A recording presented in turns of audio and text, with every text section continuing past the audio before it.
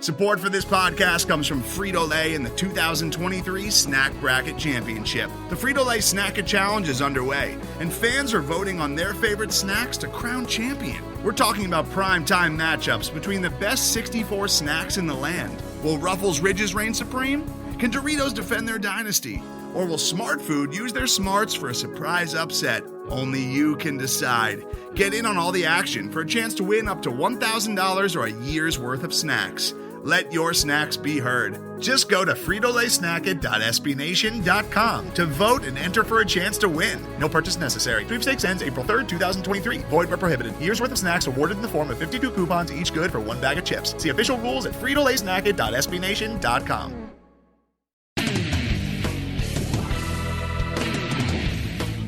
What's up, Night fans? This is the Black and Gold Banneret Podcast. Jeff Sharon, Eric Lopez with you here. And Eric, boy, we thought this would be like, not much going on, a couple things coming around the corner. All of a sudden, we had a big news week in UCF sports this week. That's an understatement. We got news all over the place. I mean, it is wild right now. When it rains, it pours, man. I'll tell you that. But anyway, welcome into the show. We got a lot to talk about here. We're going to lead with women's basketball with a huge win this week. Also, men's basketball with a win on the same night.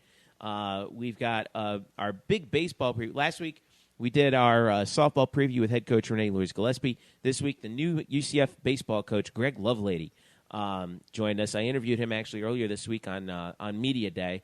Great talk with him. You're going to want to hear that. And lots more to talk about. We got football schedule came out.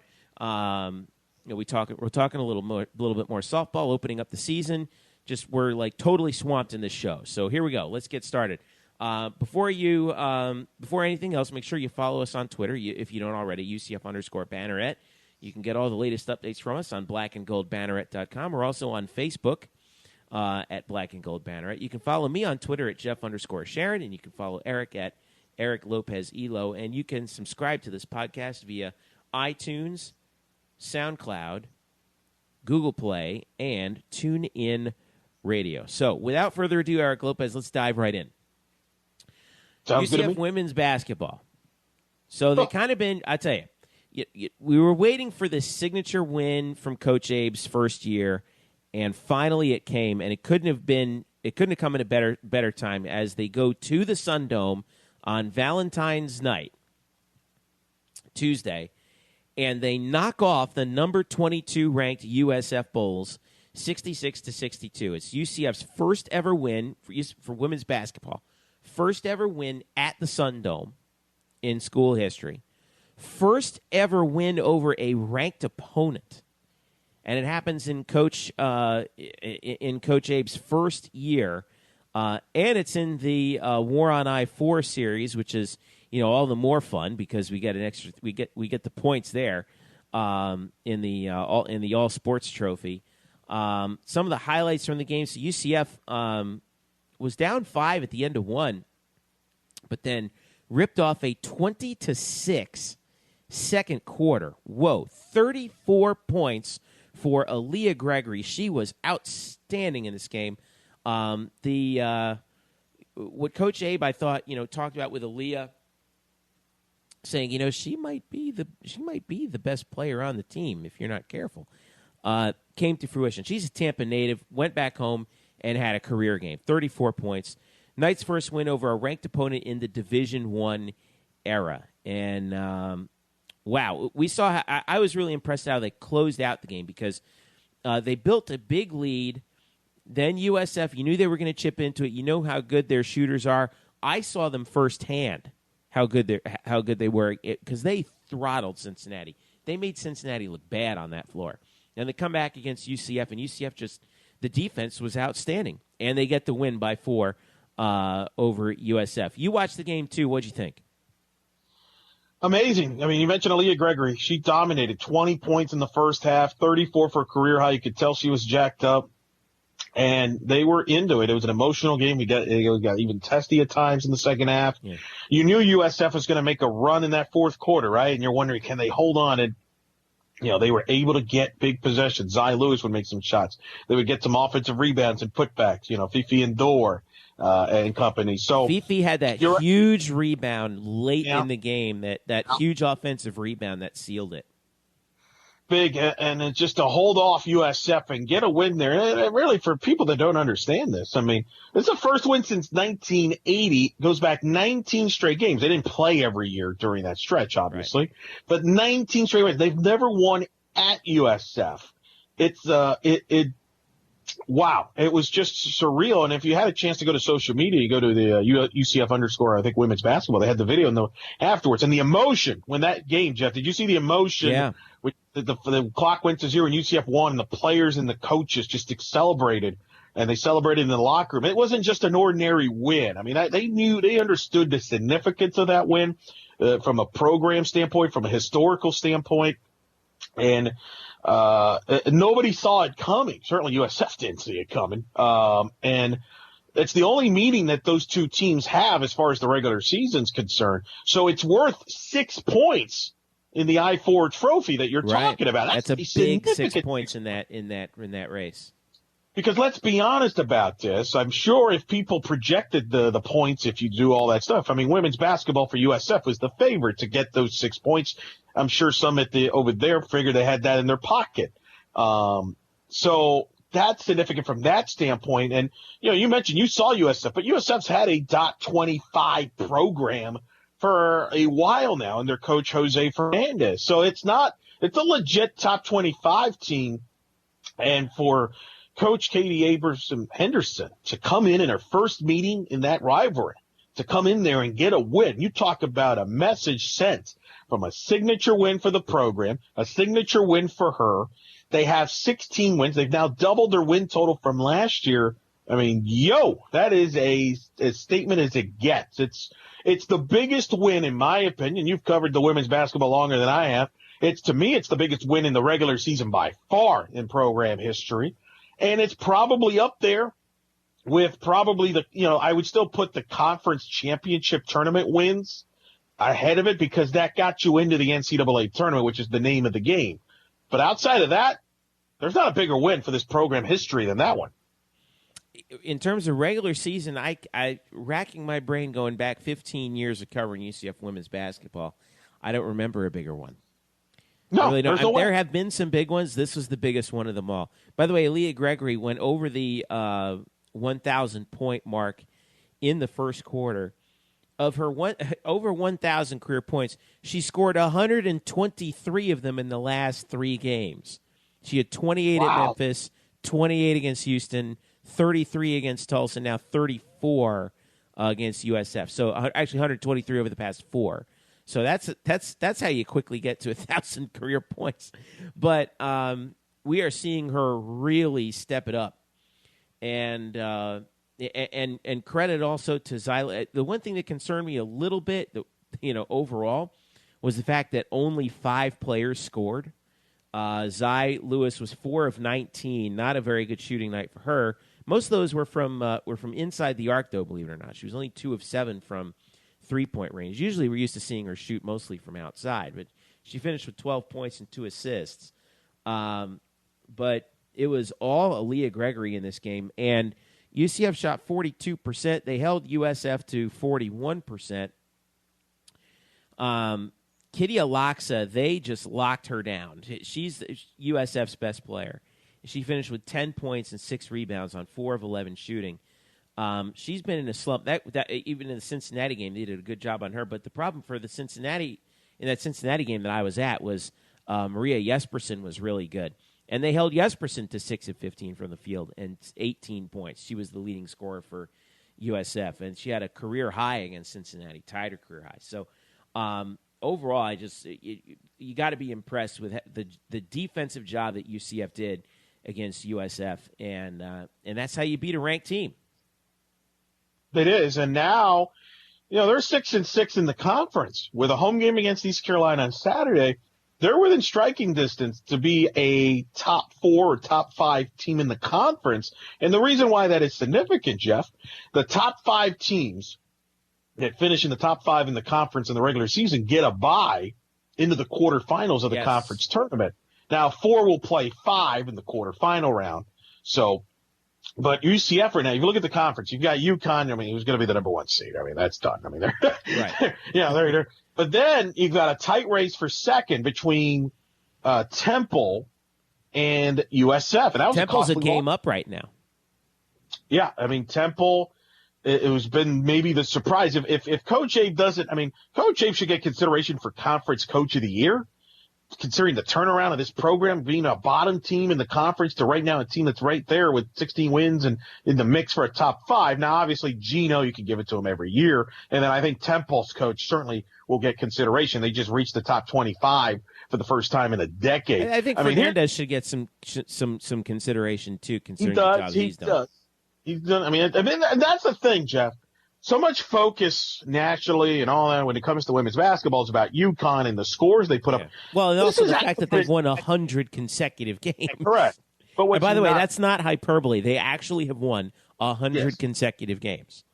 So the thing that maybe is under the radar here is this has been a great year for the American Conference in women's basketball. They are in position to have 3 teams going to the NCAA tournament, maybe 4, the way it's projecting, which I don't think they've ever had since the American Conference has been built. So, which brings up an interesting question. I think it tells you, because there's always been that question about having UConn in the league good or bad for you because UConn's beating you down and stuff like that. But I think the fact that we're at the conference is going to have 3, possibly 4 teams in the tournament. And when I say those teams, I'm talking about Temple, USF, as you mentioned, and possibly Tulane. They're all within the top 41 in the RPI. Tulane's 41, USF's like 23, Temple's like 24. It tells you that having UConn in the league does, I think, help out the league, not from the standpoint. I think the teams beneath them are getting better, don't you? They're getting better because the recruiting pitches, and I've talked to Coach Abe about this, you don't have to go anywhere else if you want the best competition. The best competition resides in your conference with the best team in the country. Yeah, you want to play against the best? Here you go. Here we are. Literally. So, and for Coach Abe, and we haven't, Cincinnati's a team that you and I saw. They're a very good team. They're a post, type of team. They'll probably go NIT.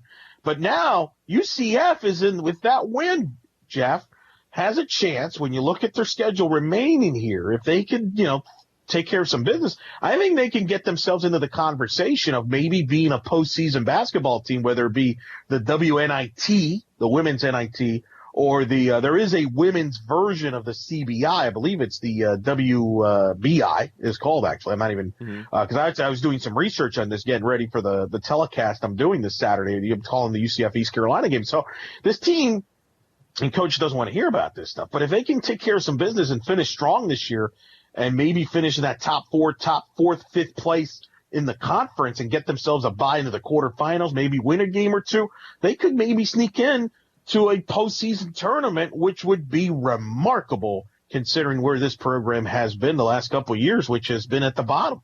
Here's what I'm looking at right now. They have 3 of their last 4 at home. Yep. East Carolina, which is the game you're doing. East Carolina is the bottom feeder of the conference. Yeah.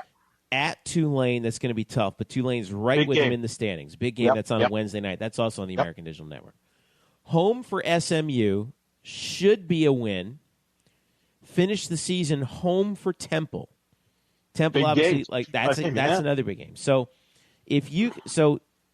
there's a possibility that they could get through those last 4 games. They could win out, and if they win out, at least go 3-1. They're at 20 wins. Wow.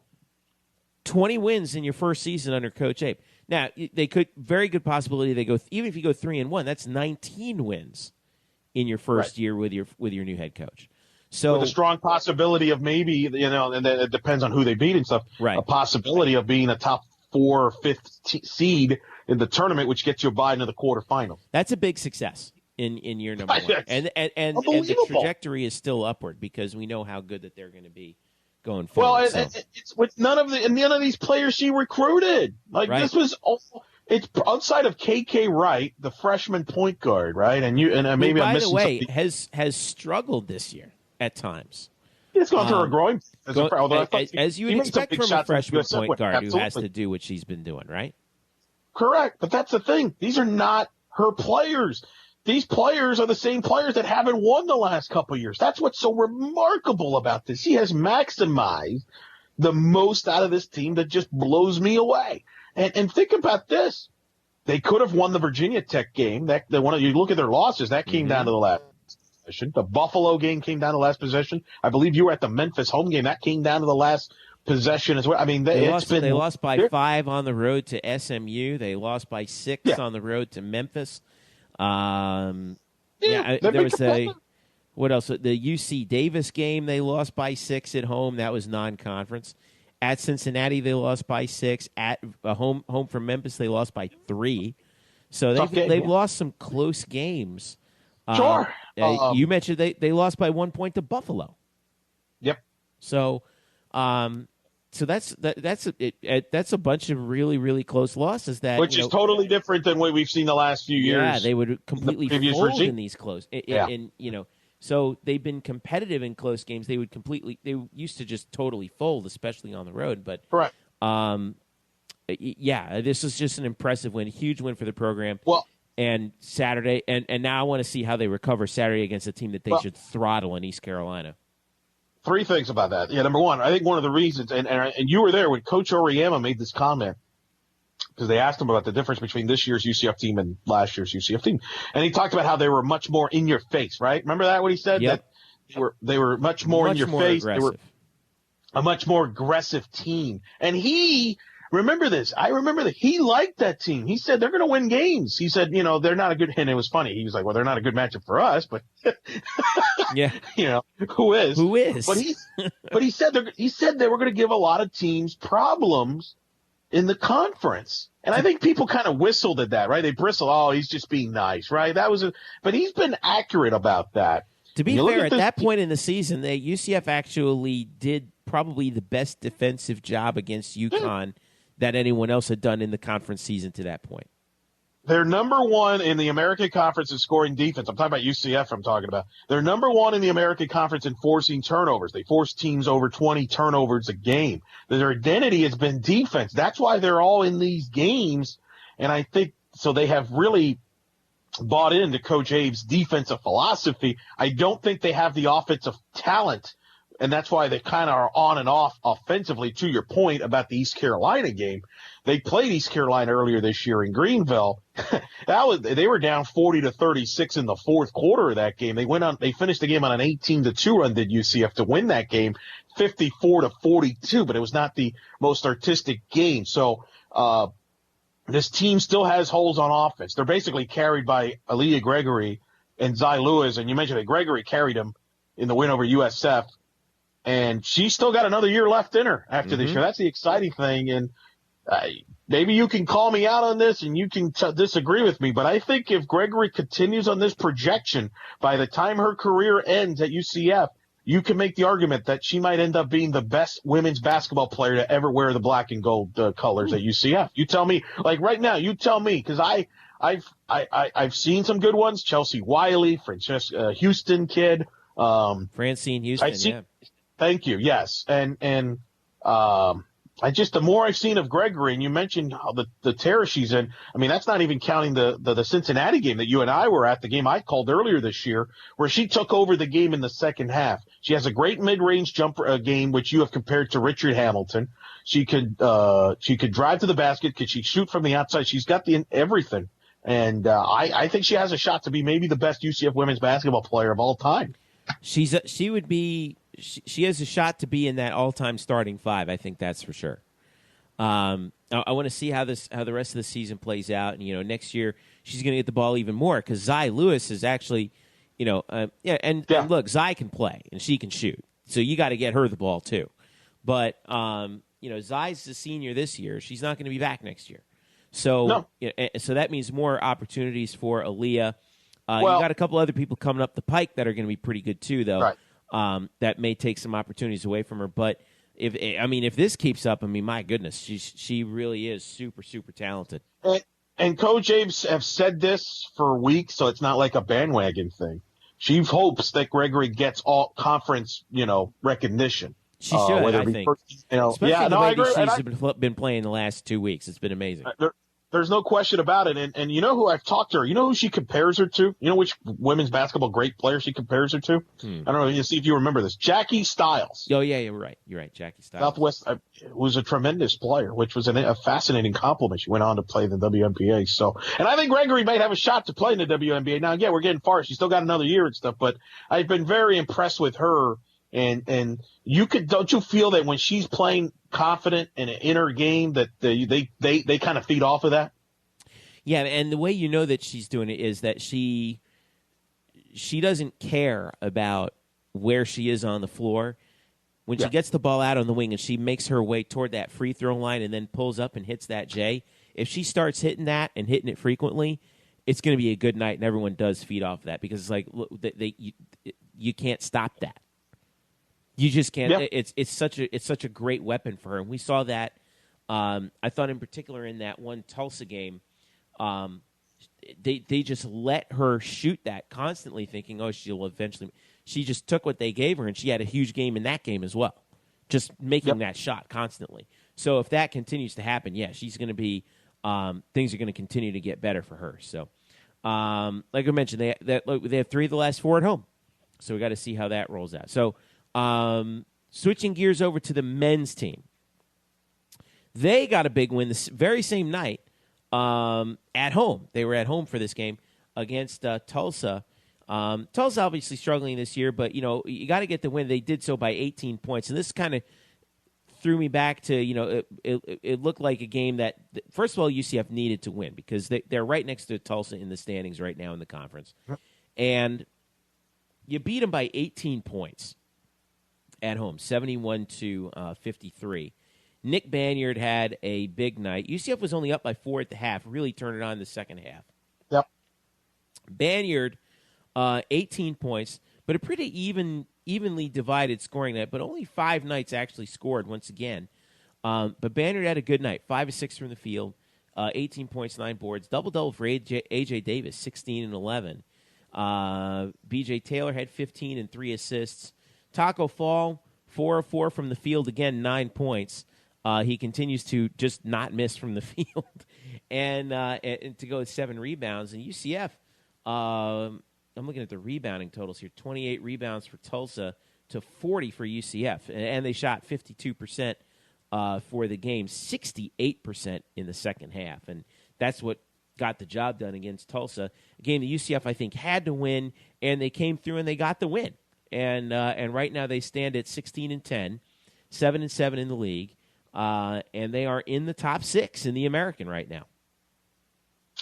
Huge win. Maybe Banyard's, I would probably definitely say it's his best conference game as a night. He had a couple good ball games at the start of the season in non-conference play, but this was his best game of the conference season so far.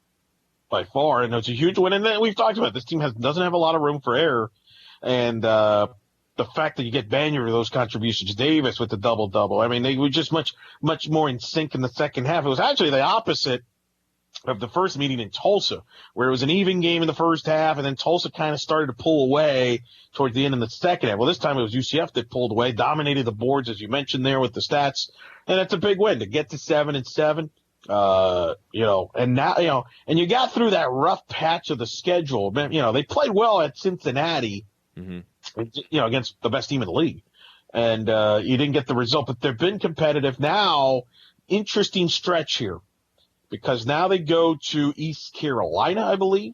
They got 3 of their last 4 on the road now. They are at East Carolina. East Carolina is 12-14, 4-9. They are at Temple Wednesday the 22nd. Temple is also below UCF in the standings at 14-13, 5-9. Home for Cincinnati. We know how good Cincinnati is. Yep. 23-3 this year. Man, are they good. And then home to finish, at USF to finish. And USF, of course, having a bad season. So 3 winnable games, but they're all on the road. Well, 1 tough game at home. And this is going to be fascinating, right? Because, again, we just talked about the women's in the conference tournament situation and where they could be seeded and stuff. And if you're the men's team, you're still in the, you're trying to, you've got Cincinnati, you got SMU. And then you got a bit of a logjam there, right? I mean, I don't know if you have the standings in front of you, but yeah, I got it right here. UCF right now in 6th at 7-7. UConn's at 7-5 ahead, and the Memphis at 8-5. Below UCF, Tulsa 6-7, Temple 5-9. So, but here, but again, another situation. Right, 4 games left.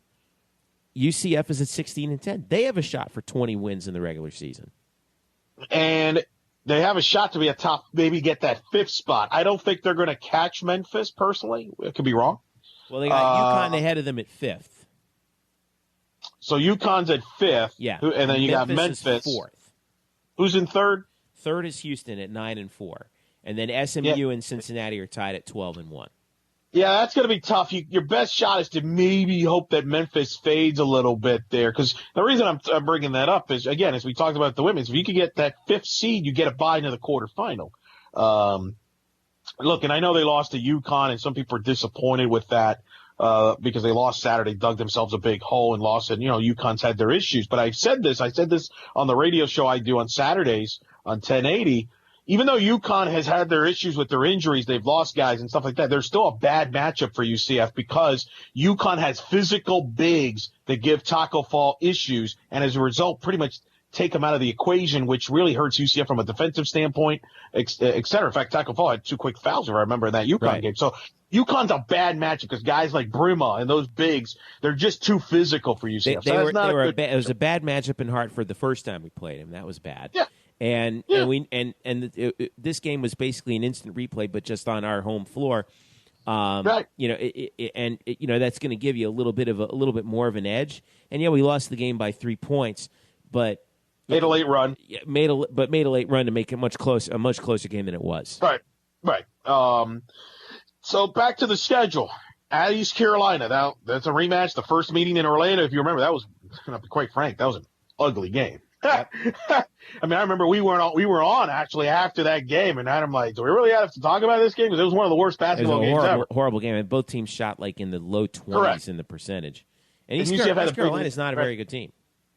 No, they're not, and that's why this is a big game. But it's a tough place. You got to go to East Carolina. You got to make the trip. I think if you're UCF, if you could beat East Carolina, you end the year at USF, which is the worst team in the league. You beat them.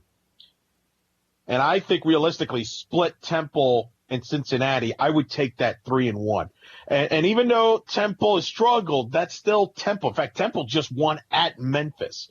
And you know that Fran Duffy and Temple are going to be ready after getting embarrassed by UCF on New Year's Eve. So and they're at home too, and that's going to be a problem. At home, so that's going to be a tough game. So, and then Cincinnati, as you mentioned, is very good. So, in my opinion, realistically, if they can go. That's why this East Carolina game, as weird as it sounds, Jeff, is a huge game. Because if they can steal that game at East Carolina and win that game and beat USF, like I said, and split Temple and Cincinnati, that gets you 3-1, which gets you to 19 wins and gets you what? That would get you to 10 wins in the conference. Yep. Which, who would have thought of that? Right. They would finish 10-8 in the league. And I don't remember them doing that. They haven't done that since they've joined the American that I can remember. They've always been in that 6-10. I don't remember the last time they won 10 conference games, period. So, while you could look that up here, but I mean, that tells you what a job Johnny Dawkins has done with this team, considering the limitations with the lack of depth because, transfers and injuries and so forth. And that's the thing that's amazing about this team is they lost Chance McSpadden even before the year. He got hurt, blew out his ACL, never played a minute. You had B.J. Taylor miss time at the beginning of the conference, prior to the conference game with a hand injury. You had A.J. Davis miss a decent amount of the pre-conference season. Mm-hmm. So, and yet with all that, here they are at 7-7. With a chance, as you mentioned, to maybe get to 19 to 20 wins. And that's the thing. If they can get, let's say they get to 3-1 and they can get to 19 wins, they probably maybe get like the 6th seed. If they can get the 6th seed, if the top 5 is out of the equation, well, you get the 6th seed. That means you're probably going to play the worst team in the league, which right now would be USF. So there's a scenario where they might be playing USF back to back. They might play them in Tampa the end of the regular season and then play them again in Connecticut. Or if UCF finishes, let's say 7th, maybe they get East Carolina instead, maybe get a win there, get yourself to the quarterfinals. And then at that point, it becomes a question of, well, who do you match up better with, right? I mean, that becomes a question of, I think, who wins the regular season between Cincinnati and SMU? Do you want to play Houston? You've beaten Houston already earlier this year, so maybe you want to be in that side of the draw. Houston probably, if you said, would be the 3 seed. UCF would have to be the 6 to potentially play them in the quarterfinals. Whereas if you're the 7 seed, for example, you're probably getting Cincinnati or SMU. So that's why the seedings we talk about, and we're going to talk about this more and more in the next couple of weeks, are important because it determines matchups. And I think it's relevant because I think UCF, again, men's team has a chance, just like the women. They could play themselves into an NIT or a CBI.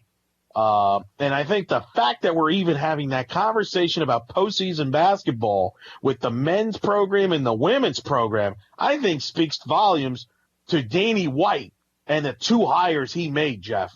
Unbelievable hires. I would have never imagined to be this quick of a turnaround in 1 year. Yeah, I agree with you on that in terms of the quick turnaround. Quickly looking back at history, last time UCF had double-digit wins in conference, 2011-2012 under Donnie Jones. That was his second year. We were in Conference USA at the time. That was the year UCF went to the NIT and lost in the first round. Finished 4th in the league that year. Prior to that, last time they had double-digit was double-digit wins in conference was 06-07, which was our second Conference USA year under Kirk Spurrier when they finished 11-5 in the league and finished second. Or as I like to call it, the winning the Calipari Trophy. In other words, that was when Memphis was winning Conference USA with John Calipari as head coach every year, so you knew you had no shot at regular season. And that was the Derrick Rose year, right? That was the Chris Douglas Roberts CDR year. That's right. Yeah, and those guys.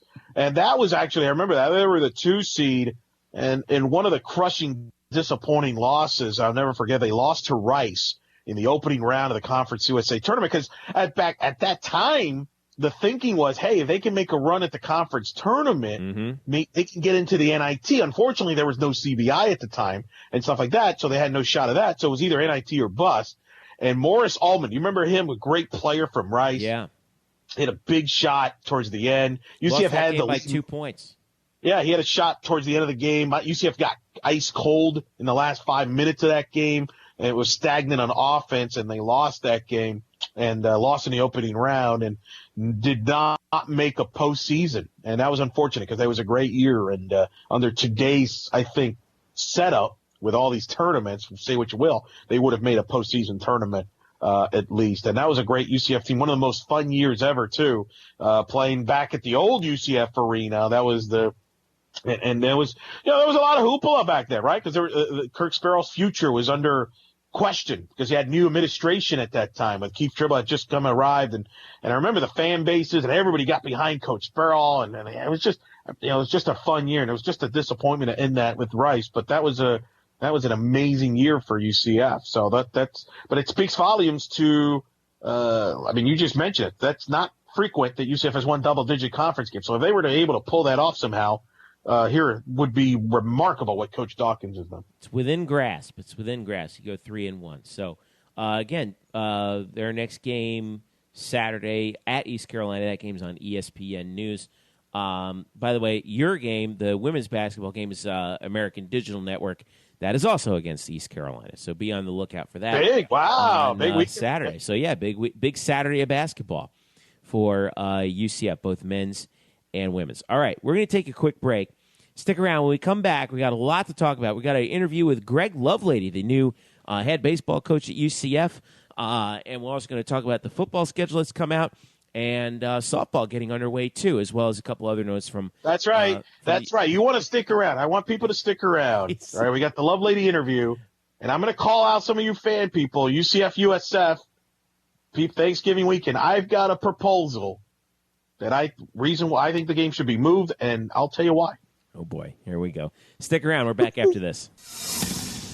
Hello, Night Nation. This is Andrew Fegley. This is Trey Strelka with the UCF Nightline Podcast, the original, the #1 rated UCF sports podcast. You can follow us on Twitter and Facebook. On Twitter, it's UCF_Nightline and at www.ucfnightlinepodcast.com. Be sure to subscribe to us as well on iTunes, Stitcher, SoundCloud, and YouTube. And when you get sick of listening to these guys, make sure you look us up. Don't forget, that's the UCF Nightline Podcast. Go Knights! Charge on. Now, back to the Black and Gold Banneret Podcast. Welcome back to the Black and Gold Banneret Podcast. Jeff Sharon, Eric Lopez with you. Time now for our interview segment. Last week we talked with Renee Loers-Gillespie, the head softball coach, in advance of her season opener. And this week we've got the baseball coach, new baseball coach, Greg Lovelady, with us here in the Black and Gold Banneret Podcast. UCF Baseball starts this weekend, Eric Lopez. It's here, and I think some optimism. I know you've got to take long. Yeah. Gosh. Yeah. Here we are, baseball season already, for crying out loud. Yeah. No question about it. And Greg Lovelady, new sheriff in town, is a really exciting moment here. I got a chance to talk to him. You've had a chance to talk to him, as we're about to hear. And very revealing guy, don't you think? I mean, a great play. Was a catcher, 2-time national champion at Miami, coached at Wright State.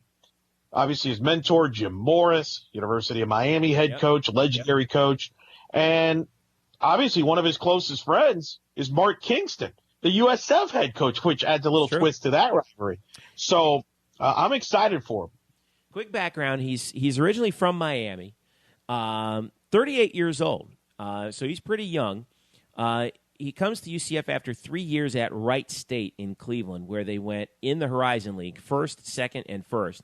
Went to the NCAA Regional each of the last 2 years, won 43 games at the very least in those 2 years, including 46 last year. They finished 23-6, won the Horizon League championship.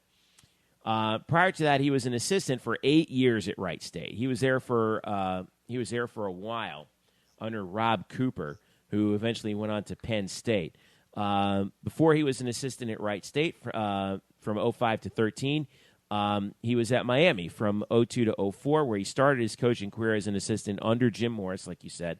And, of course, he was a player under Jim Morris as a catcher from 1998 to 2001, where, like you said, Eric, he was instrumental in helping the Canes win the College World Series in both 1999 and 2001.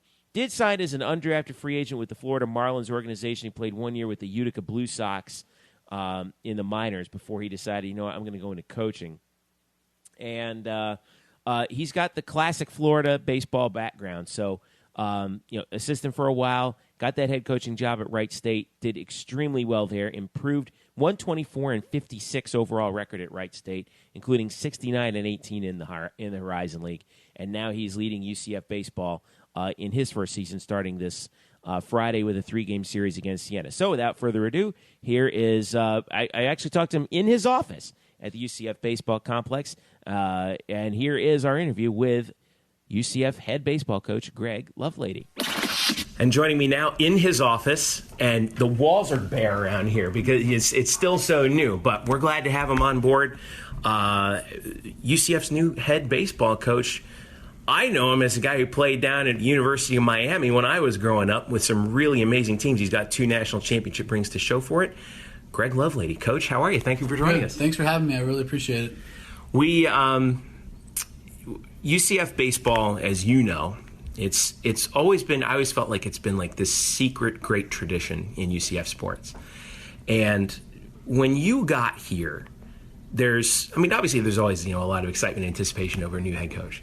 But I was like, hey, this is great because we have a guy who's coming in from Miami. Even though you were at Wright State in between, you come from a winning tradition. When you got here, what's the one thing that you looked at and you said, okay, this is the thing I have to change now? I think the biggest thing for me was nutritionally the way the kids were looking. I really felt like in order to be good, I think when you research the program and just kind of some of the things that they had done, like in terms of being real successful early on in the year, and when you looked at reports and of like the scouting reports that other teams that I got from friends that had played UCF, some of the things that were written down was, early on in the year the pitchers' velocities were really high and they started to tail off a little bit at the end. And that the record, the last 20 games wasn't very good, the record, and things like that. So, there's a bunch of different reasons that go into that, but I think one of them is nutritionally, just preparing the body and being able to make sure that you understand everything that you're putting into your body and understand that that's really, really important. And so, a guy like Robbie Howell, who was the number one pitcher last year, whose velo fell during the course of the year, still had a great year. He's lost 35 pounds. And I think that's going to help. His velo's been up a little bit, but I think it's going to hold for the entire season. And so guys like Juan Pimentel, same thing. Body's changed, velo's way up. Bryce Tucker, body's changed, velo's way up. We haven't had a lot of knick-knack injuries over the course of the fall and so cold far. Hamstrings and stuff like that. Just soreness, I think you get a lot of that where, hey, let me take a day off. Like my hamstring's a little tight. Let's back off. We just haven't had a lot of that, I think, because the guys have done such a great job of changing. But we had, I think it was like 18 players out of 35 that had over 20% body fat, and down to 4 now. So I think that just, again, it's a healthier lifestyle. I mean, it's good for them. But also I think, as you get later in the game, they lost a lot of one-run games. So when you talk about nutritionally, if you're eating the right way, those 3-hour periods of exertion that you're doing over the course of a game, I need you to be at the top at the end of that 3-hour period. So in the 8th and 9th inning, when the game's on the line, I need your bat speed to be there, I need your speed to be there, I need your velo to be there, I need those types of things to be there. So, and then of course at the end of the weekend, when it's been a long week, on a Sunday game, your body needs to be ready. And then at the end of the season, your body needs to be in good shape. So a lot of that is nutritionally. So that was one of the big things that I think we changed right away, that we just saw from physically looking at the kids and then doing the research and all that kind of stuff. So, and they've done a phenomenal job of it. Is that easier or harder to do nowadays? Because when you're talking about college kids, it's like you're out of home and it's a smorgasbord out there. I think it's actually easier. Back when I played, there wasn't a lot more rules and stuff that prohibited us from doing a lot of things. So the rules have been a little bit more where nutrition has become such a big part of college athletics, I think. So it makes it a little bit easier that we can provide more snacks and we can provide meals sometimes and things like that, where before it was like, once a month we'd get a meal and that was it. And we'd get some protein powder or something like that, where now we can provide a lot more of that stuff, a lot more snacking, so making sure that they're not just eating Snickers bars and stuff like that, where we're providing things for them to eat constantly every 2 hours and to do those things. And then we just have to educate the kids on what they need to do to prepare at night. And just, hey, if you care and you want to do these things, this is what you have to do. Do you have a copy of that nutrition plan that I can actually borrow? Because I need to work on that myself. Yeah, I know, I hear you. That's not the first person that's asked me that. What's the one thing that you said when you came in, okay, this is good, this works, let's keep it? Yeah, I don't know. I don't know. I'm not really sure how to answer that question. I've really evaluated everything. I mean, obviously, I kept Ryan Klosterman, so I guess that's probably the biggest thing that was a big help for me, was somebody that was here on the previous staff that, I thought did a good job, just from talking to people that I trust and talking to him, and the things that I wanted to check off in that position. Once I kept Justin with me from my staff at Wright State, and so that the job opening, when I said, okay, this is what I want to look for from somebody, he checked all those boxes. So he's probably the biggest thing that I kept the same, that has really been a huge help for me, and I think is a valuable part of our program and going forward. I really am happy with that hire. So. The cupboard that you have here is not bare. You got a lot of seniors that are coming back. And with you as a first-year coach, is it more of a challenge having a bunch of seniors, or does it help having that experience? I think it's always going to be dependent on the situation. I think for me, though, that it's been awesome. I think that when you come into a situation like I did, with the way things had been and whatnot, and the way things ended, you're assuming that it's going to be the worst, and that it's a 4-year project, and you got to get all that kind of stuff in there. It didn't take me long to realize that we had some talent, and then you get to learn how hungry these kids are. This senior group, they're not just, hey, we're just riding it out for my senior year. They care, and they want to do better. They don't want to be looked back on, I think, as a group that couldn't accomplish things. And so they're very hungry and want to be great. And so that's been a lot of fun. And I won't say it puts a little bit more pressure on me, but I definitely I'm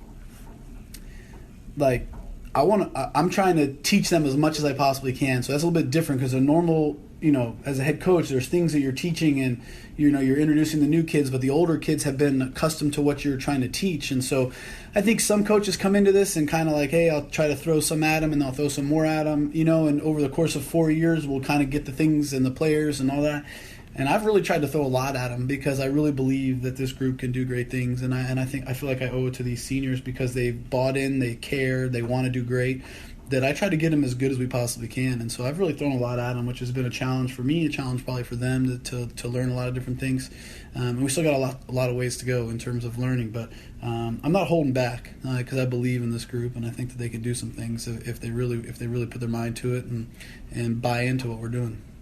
You played your college ball under Jim Morris. You got 2 national championships, 99 and 01.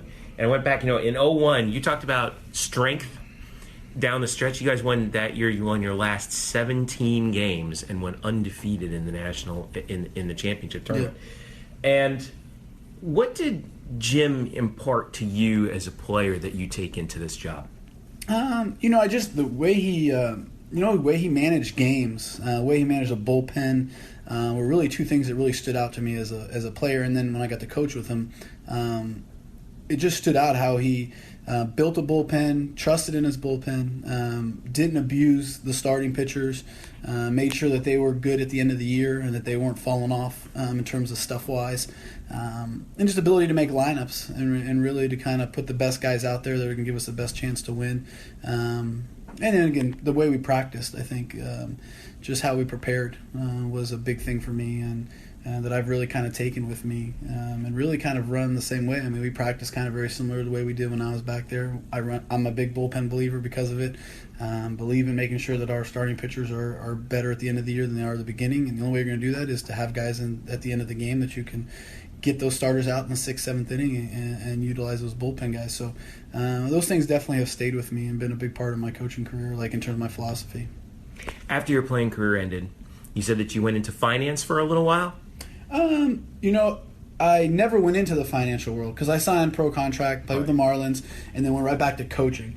But, I graduated like May 1st or May 2nd, and then the College World Series doesn't get over till June 20-something. So you had 7 weeks of just baseball. And at that period of time, I wasn't sure if I was going to play professional baseball. You don't know. I wasn't a top prospect. I wasn't even starting every day at Miami. So that wasn't something that I knew was going to be a for sure thing. So here I am starting to plan for the rest of my life. And so I started interviewing at every major financial institution. I mean, anyone that you can name, whether it was insurance, financial planning, all that kind of stuff. Like I put a suit and tie on every morning, went and interviewed somewhere, then went to the ball field and practiced. And so I did that probably 15 times and just kind of getting a feel for the industry and all that, and realized that putting a suit and tie on every day just wasn't something that I wanted to be a part of. And then again, like I talk about, just the way my life was, people had helped me out a lot and got me to where I was, and I was really thankful for that, and I got to live out a lot of dreams. And so I just didn't think the financial world would give me the platform to kind of do that to other kids. And so getting the coaching gave me the opportunity to do that. So that's kind of why I said, you know what, I'm not putting a suit and tie on, I'm going to go coach. And so once I got done playing pro ball and the opportunity came to go back to Miami, I jumped on it.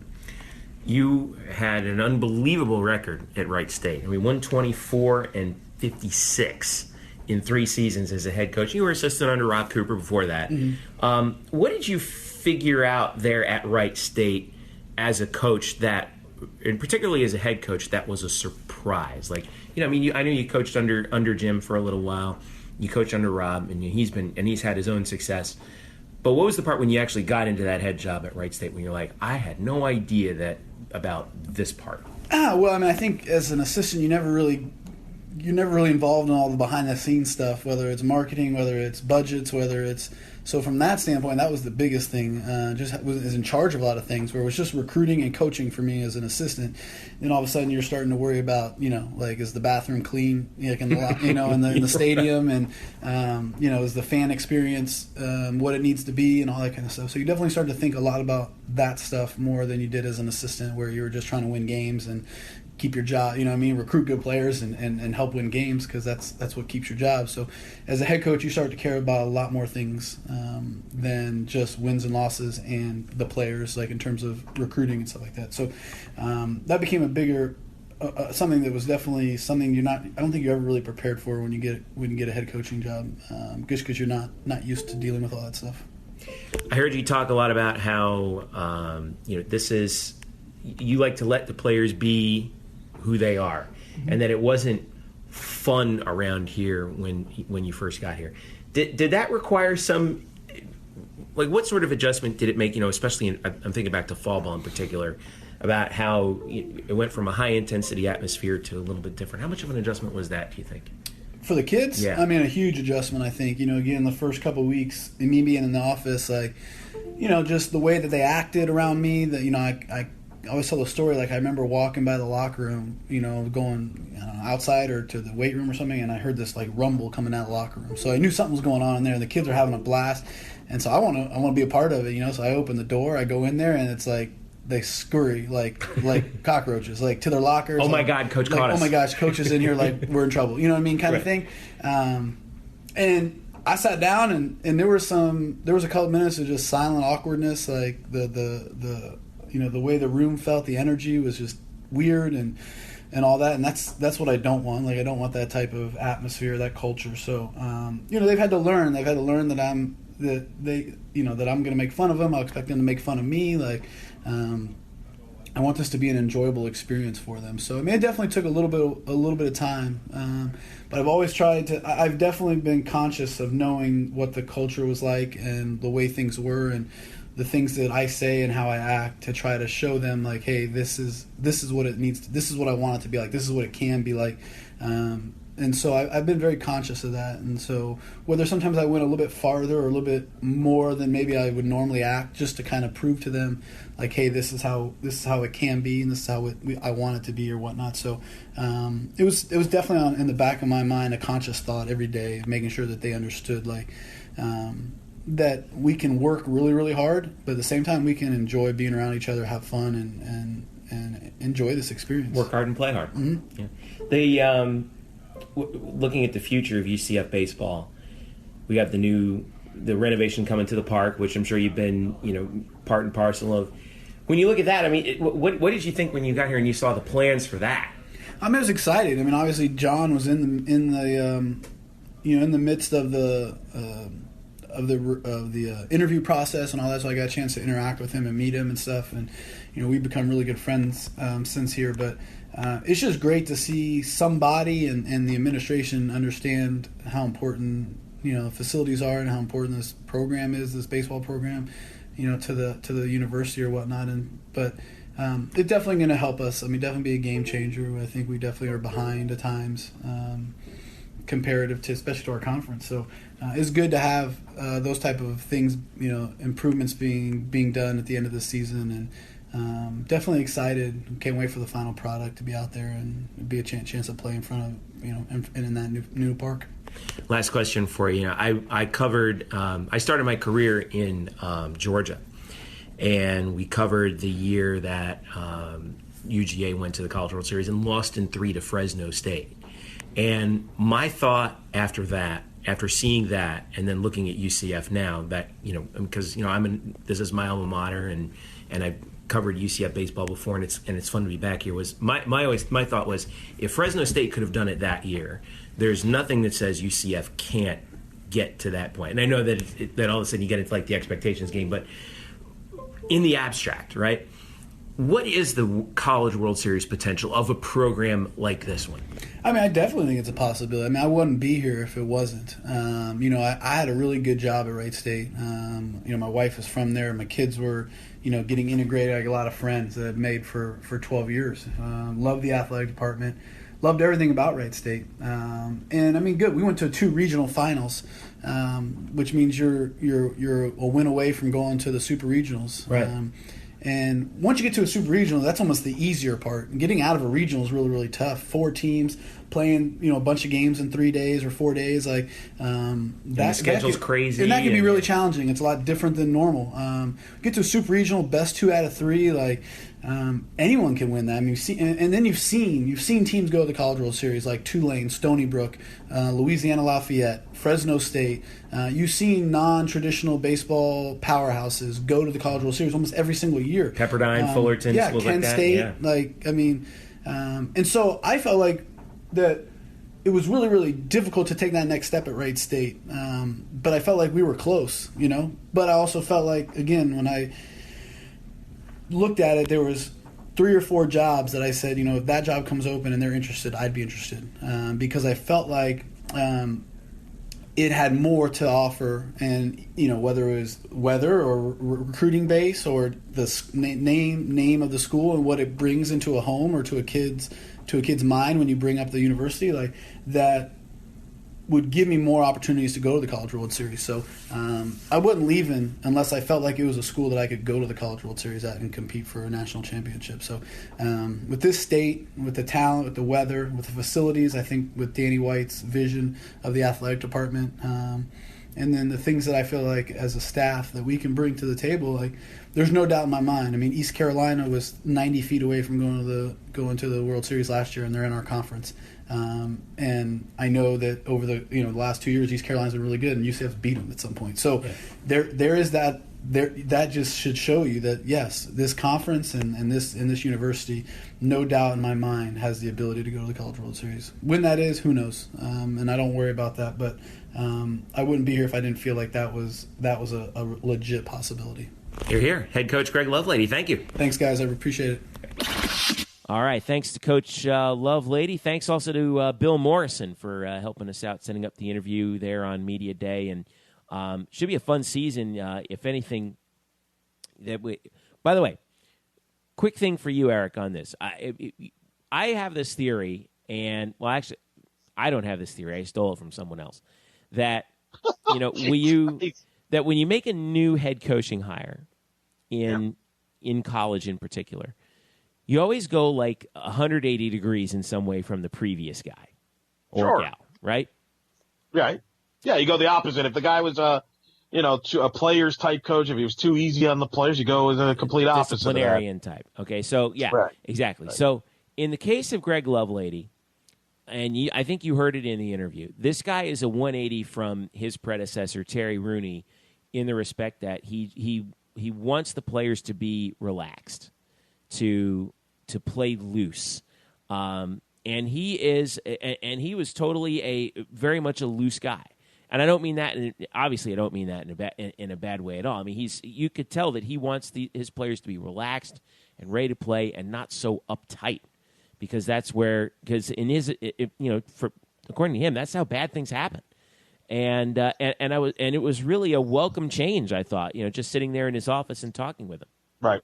Well, not only he said that in the interview, I think the players on media day, they had their media day this week, even referred to that much more relaxed. You're not playing with pressure. And I like Terry, so I don't want to, I knew Terry for a while. You knew Terry for a while. He's now at Alabama. Tremendous respect for Coach Rooney, and did some really good things at UCF. But sometimes sometimes that will just grate on guys. And he was very intense. I mean, you and I have traveled with him on the bus. It's intense. I almost felt like he had a football coach mentality, football approach to it, which was very – I know people question that kind of thing when you're in baseball and it's a daily grind. And, the pressure of, trying to make every play and, maybe so there were certain things that were questioned. And I think Lovelady, obviously being a player, has been coaching everywhere. Yeah, you got to play loose. It's every day. It's a grind. It's a marathon, not a sprint. And, I think that's going to be very interesting. I mean, I've talked to him. You've talked to him. I mean, talked about also the conditioning. Robbie Howell is in the best shape of his career, throwing harder. And I do think there's a chance that some of these guys are going to perform better under those circumstances, just a different voice because of a different approach, like you mentioned. So It's going to be very interesting with him. He won at Wright State, which, let's be honest, it's no all due respect to Wright State. It's not it's not the top of the baseball capital of the world, and with all his ties in Florida. And he's a guy that will talk baseball with you, too. I think he lives and breathes this game. Didn't you get that sense when you talk to him that he just lives for this and breathes baseball? Yeah, I felt like an old-time baseball writer kind of sitting in his office for a while, because we talked for a little bit after the interview and just talking baseball. And he will, and I love the fact he'll just talk shop with anybody who's there, and it was very comforting. I mean, I felt like we could have gone on for like another hour, almost the way that we were talking about the game. Sure. Obviously, you had media day that day, and he had to go, but that was a lot of fun. That was one of the most fun interviews I think I've probably ever done. Just kind of getting involved and understanding what makes his philosophy, what makes him tick as a coach. And I don't know, you're a big baseball guy. Something about catchers, former catchers that go into manage. There's something about it. Maybe it's the fact that catchers, obviously, when you're playing as a catcher, you're thinking the game at the same time like the coaches are, because you're helping calling pitches. The catcher is the interface between the coaching staff and the rest of the players, and especially when it comes to on the field and defense. And that's why you see guys like Joe Girardi, right? Is a longtime former catcher. Mike Scioscia has had a lot of success. Right. Won a World Series. Yeah. You mentioned Girardi is right at the top. Bob Brenly, who won a World Series with the Diamondbacks, was a former catcher as well. And you mentioned him in the interview about playing loose. You know who's a manager right now in Major League Baseball that has that similar philosophy? Joe Madden. Joe Madden, yeah. Yeah, how's he doing? Not too bad. He's done pretty bad. Yeah, so there is something to be said for that. And look, it's interesting, right? Because at the end of last year, the team the program has been in a slide. I mean, the reason they haven't made the NCAA tournament to 2012. And I've always said this, Jeff, on record about the Terry Rooney era. The defining moment was that regional in Coral Gables, where they were one win away in the Super Regionals from advancing to the Super Regionals for the first time in school history, and facing LSU. All they had to do was win one game against Stony Brook. And I remember I think they started Eric Skoglund, was a freshman at the time, for that first game, and then they started Brian Atkins, and they got out-hit. Like Stony Brook out-hit them. They lost those two games in Miami. That was a regional where the Hurricanes went 0-2. So the door was there, and they lost it. And I don't think they ever recovered from that. And I'm a big believer in that in sports. We just went through this conversation with the Super Bowl, right? How are the Atlanta Falcons? Will they ever be the same after blowing a 28-3 lead? I don't think Rooney and that baseball program ever recovered from that regional from that point on. They never made another NCAA tournament. I don't think the recruiting was at the level that it was when Rooney first arrived there with his sidekick, Cliff Godwin. And let's not lose fact that when Godwin left, see, that to me, that hurt. That was the one that hurt, because look at what Cliff has done at East Carolina.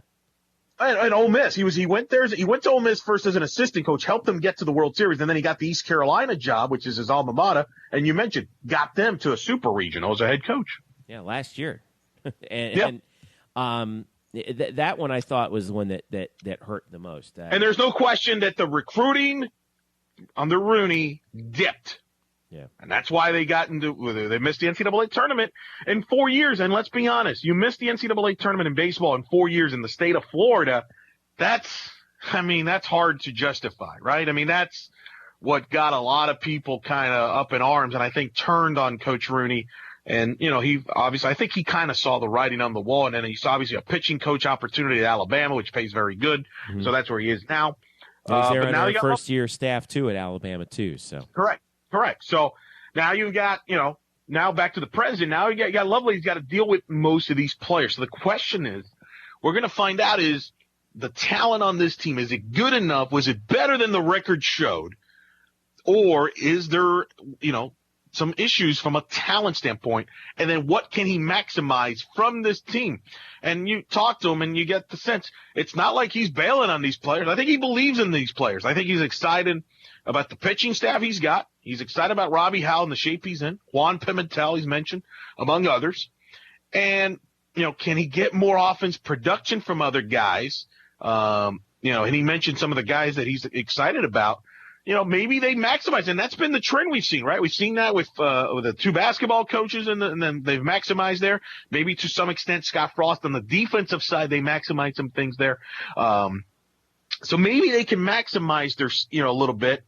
And, the beauty of this state is you're going to have opportunities to get quality wins. I mean, you're going to play Florida State comes down here to play in Orlando. You got a home and home with Florida in the midweek. So you've got some nice competition midweek. Conference-wise, always an interesting league. You've covered the baseball tournament in the American Conference, so you got a pretty good idea. There's not a big separation from the top to even the bottom. I mean, you were there last year in Clearwater where Memphis, which was a team that was middle bottom of the league, made a deep run into the postseason. Yeah. So the separation is not that big. That's the nature of the game, is that if you get – and I think we talked about this when I asked him about, potential for a program like UCF to reach like the College World Series. It comes down to just if you get hot at the right time, the sky's the limit. And if you get hot at the right time for in terms of UCF baseball and the American Conference tournament, if you get in there, just like Memphis did, they pushed UConn to the wall on that side of the bracket. Things can get crazy in it if you get really good on a weekend. The other thing that I like that is playing in his favor, and we also mentioned is he's got 12 seniors on this roster. Wow, that's a lot. That's the cupboard is not bare for that. And so if those guys have bought in, as he said, I think there's pretty good potential to see some really good success this year. So best of luck to Coach Lovelady. Game number 1 for the Knights against Siena. 3-game set coming up this weekend, 17th through the 19th, Friday, Saturday, Sunday. Against Siena. My prediction will be I think this team will have a winning season. I don't know if they're an NCAA tournament team. I'm not going to go that far yet. But I would not be surprised if this team has at least a winning season and maybe overachieves. I'm with you on that one. He mentioned, in the interview, he's like, I'm not. He's very. He's not the kind of guy who's going to say, we're going to, if we don't win 40 games, the season's a failure. He's going to talk about each game that's in front of him. Yes. And that's and I actually like that approach because it's like, look, don't worry about everything else that you can't control. Just worry about what the thing that's in front of you, one step at a time, and you'll be fine. So I really do enjoy his philosophy. I'm hoping that he has the kind of success that we were hoping that we would get under Rooney when things went south. Obviously after Godwin left and after that region, like you talked about. I think that Greg, he comes from that winning tradition down at Miami, and I think that's going to translate very well to UCF baseball. So now on the other dime in softball, Eric Lopez, the season is underway. Yep. And got off to a 2-3 start in the home tournament. Defeated Florida A&M twice, but lost the games to Pittsburgh and Kentucky. I was there for 4 of them. You were there for all 5. The Knights right now at 2-3, heading into the Mary Nutter Classic out in California this weekend, which is a very difficult tournament. Give us an update on softball. Where are we at right now? Are you where we thought we would be? And what's the status heading into the Mary Nutter tournament? It's funny because, a lot of people obviously ask me. They know I broadcast the game, so everybody asks me. I was at the Magic Spurs game, and people are coming up to me and like, what do you – and the word I keep coming up to them is youth. There's young. Yeah, they looked young in some of those games. Young and youth. That's the word I keep telling people. And I think you saw a little bit of that this weekend. A lot of youth. They have 7 true freshmen on the roster. They have 17 total players. 7 are true freshmen. 6 of the 7 actually played this weekend. All right. And that's not counting, for example, Tamisha Glover, who redshirted all of last year and is a redshirt freshman and got her first start as a Knight, first action in Division I this past weekend, for example. So Think about that for a second. And then we're not even talking about players on the roster that just got their first starts, period, that were even on the team last year. So, right. Or got their first action, for example, like Tiffany Lauer, for example, was a sophomore. Yeah. She started the FAMU game. Yeah, she got playing time this weekend. And, of course, the pitchers in particular, we talked to it. Cameron Toney got a lot of run out there, and she's a freshman from Georgia. Yes. And you could tell that they're, you throw out the freshman pitchers out there. And a lot of them got off to a pretty good start, but then as the game progressed and they got into the later innings, things kind of unraveled a little bit, which you almost expected a point. The pitching staff you mentioned coming into the season, 66 innings of experience, all by Manemi Calixto, who's the transferred senior. Yep. Pitched last year. She was the number 3 on the rotation last year. The rest of them all freshmen. And Aaliyah White started 3 of the games. Freshman out of Tampa. Looked Cambridge. really good at times. It did. And actually, it's funny, Jeff. Her best game, the thing that's encouraging to me, is her best game was the most recent one, which is the Sunday game against Pittsburgh. And really didn't get any benefit of the doubt. If you look at the box score, you're like, wow, what are you talking about? It was a 6-3 game. In the first inning, she had 2 errors against her defense, 2 errors against her. Otherwise, she would have been unscathed there. No runs. She was dominant the rest of the way. And then in the 8th inning, they go with the international rule, which they put the runner at second base to start the inning, nobody out and all that. And she almost got out of that jam. It was a bases loaded, 2 outs. She got it to that point, still the game being tied at 2-2, and she was down in the count 3-1. She pitched a changeup for a strike. It was 3-2. She throws the same changeup in the same spot on 3-2, and the umpire calls it a ball.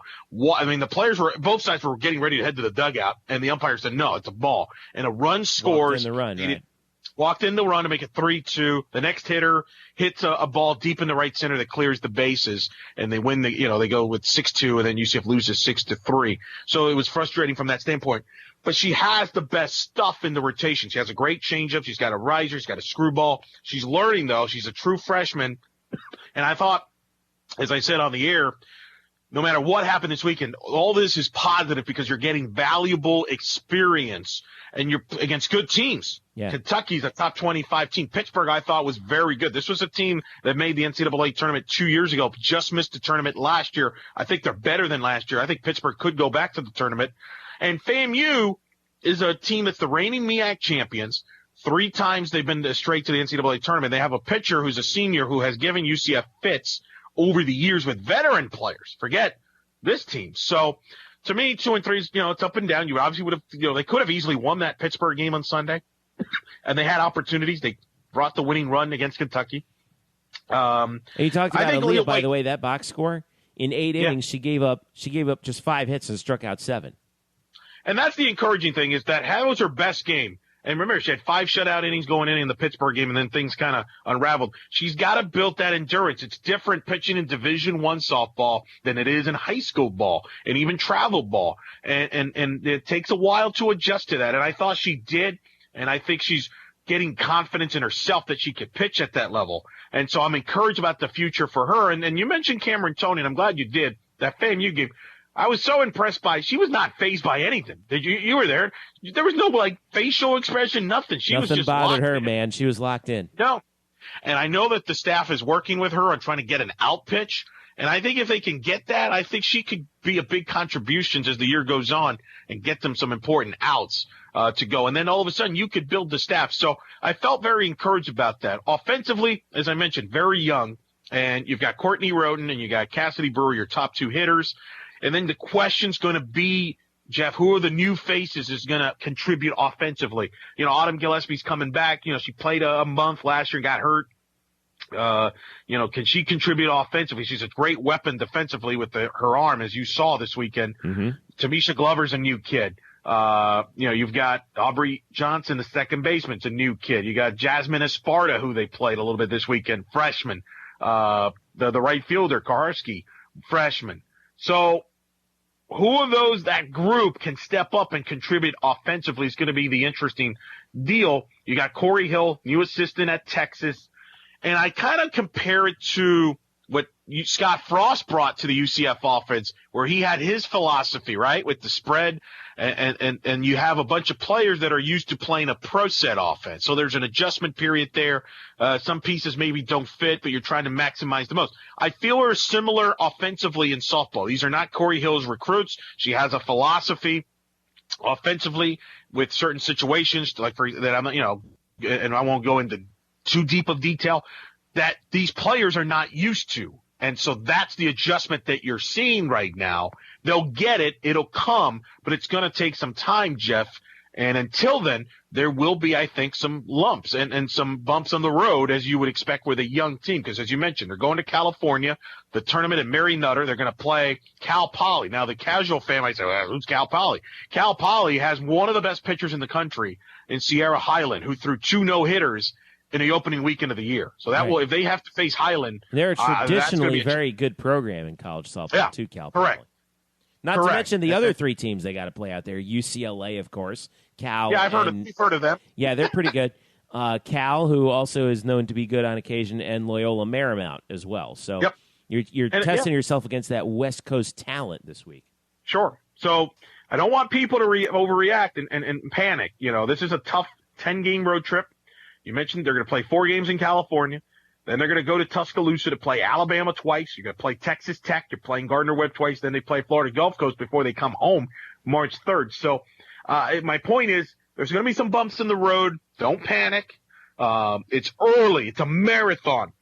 And when I mean marathon in softball, it's really a marathon. I mean, keep in mind, last year UCF went 0-5 in California and then struggled early, and they turned it on and got to the NCAA tournament.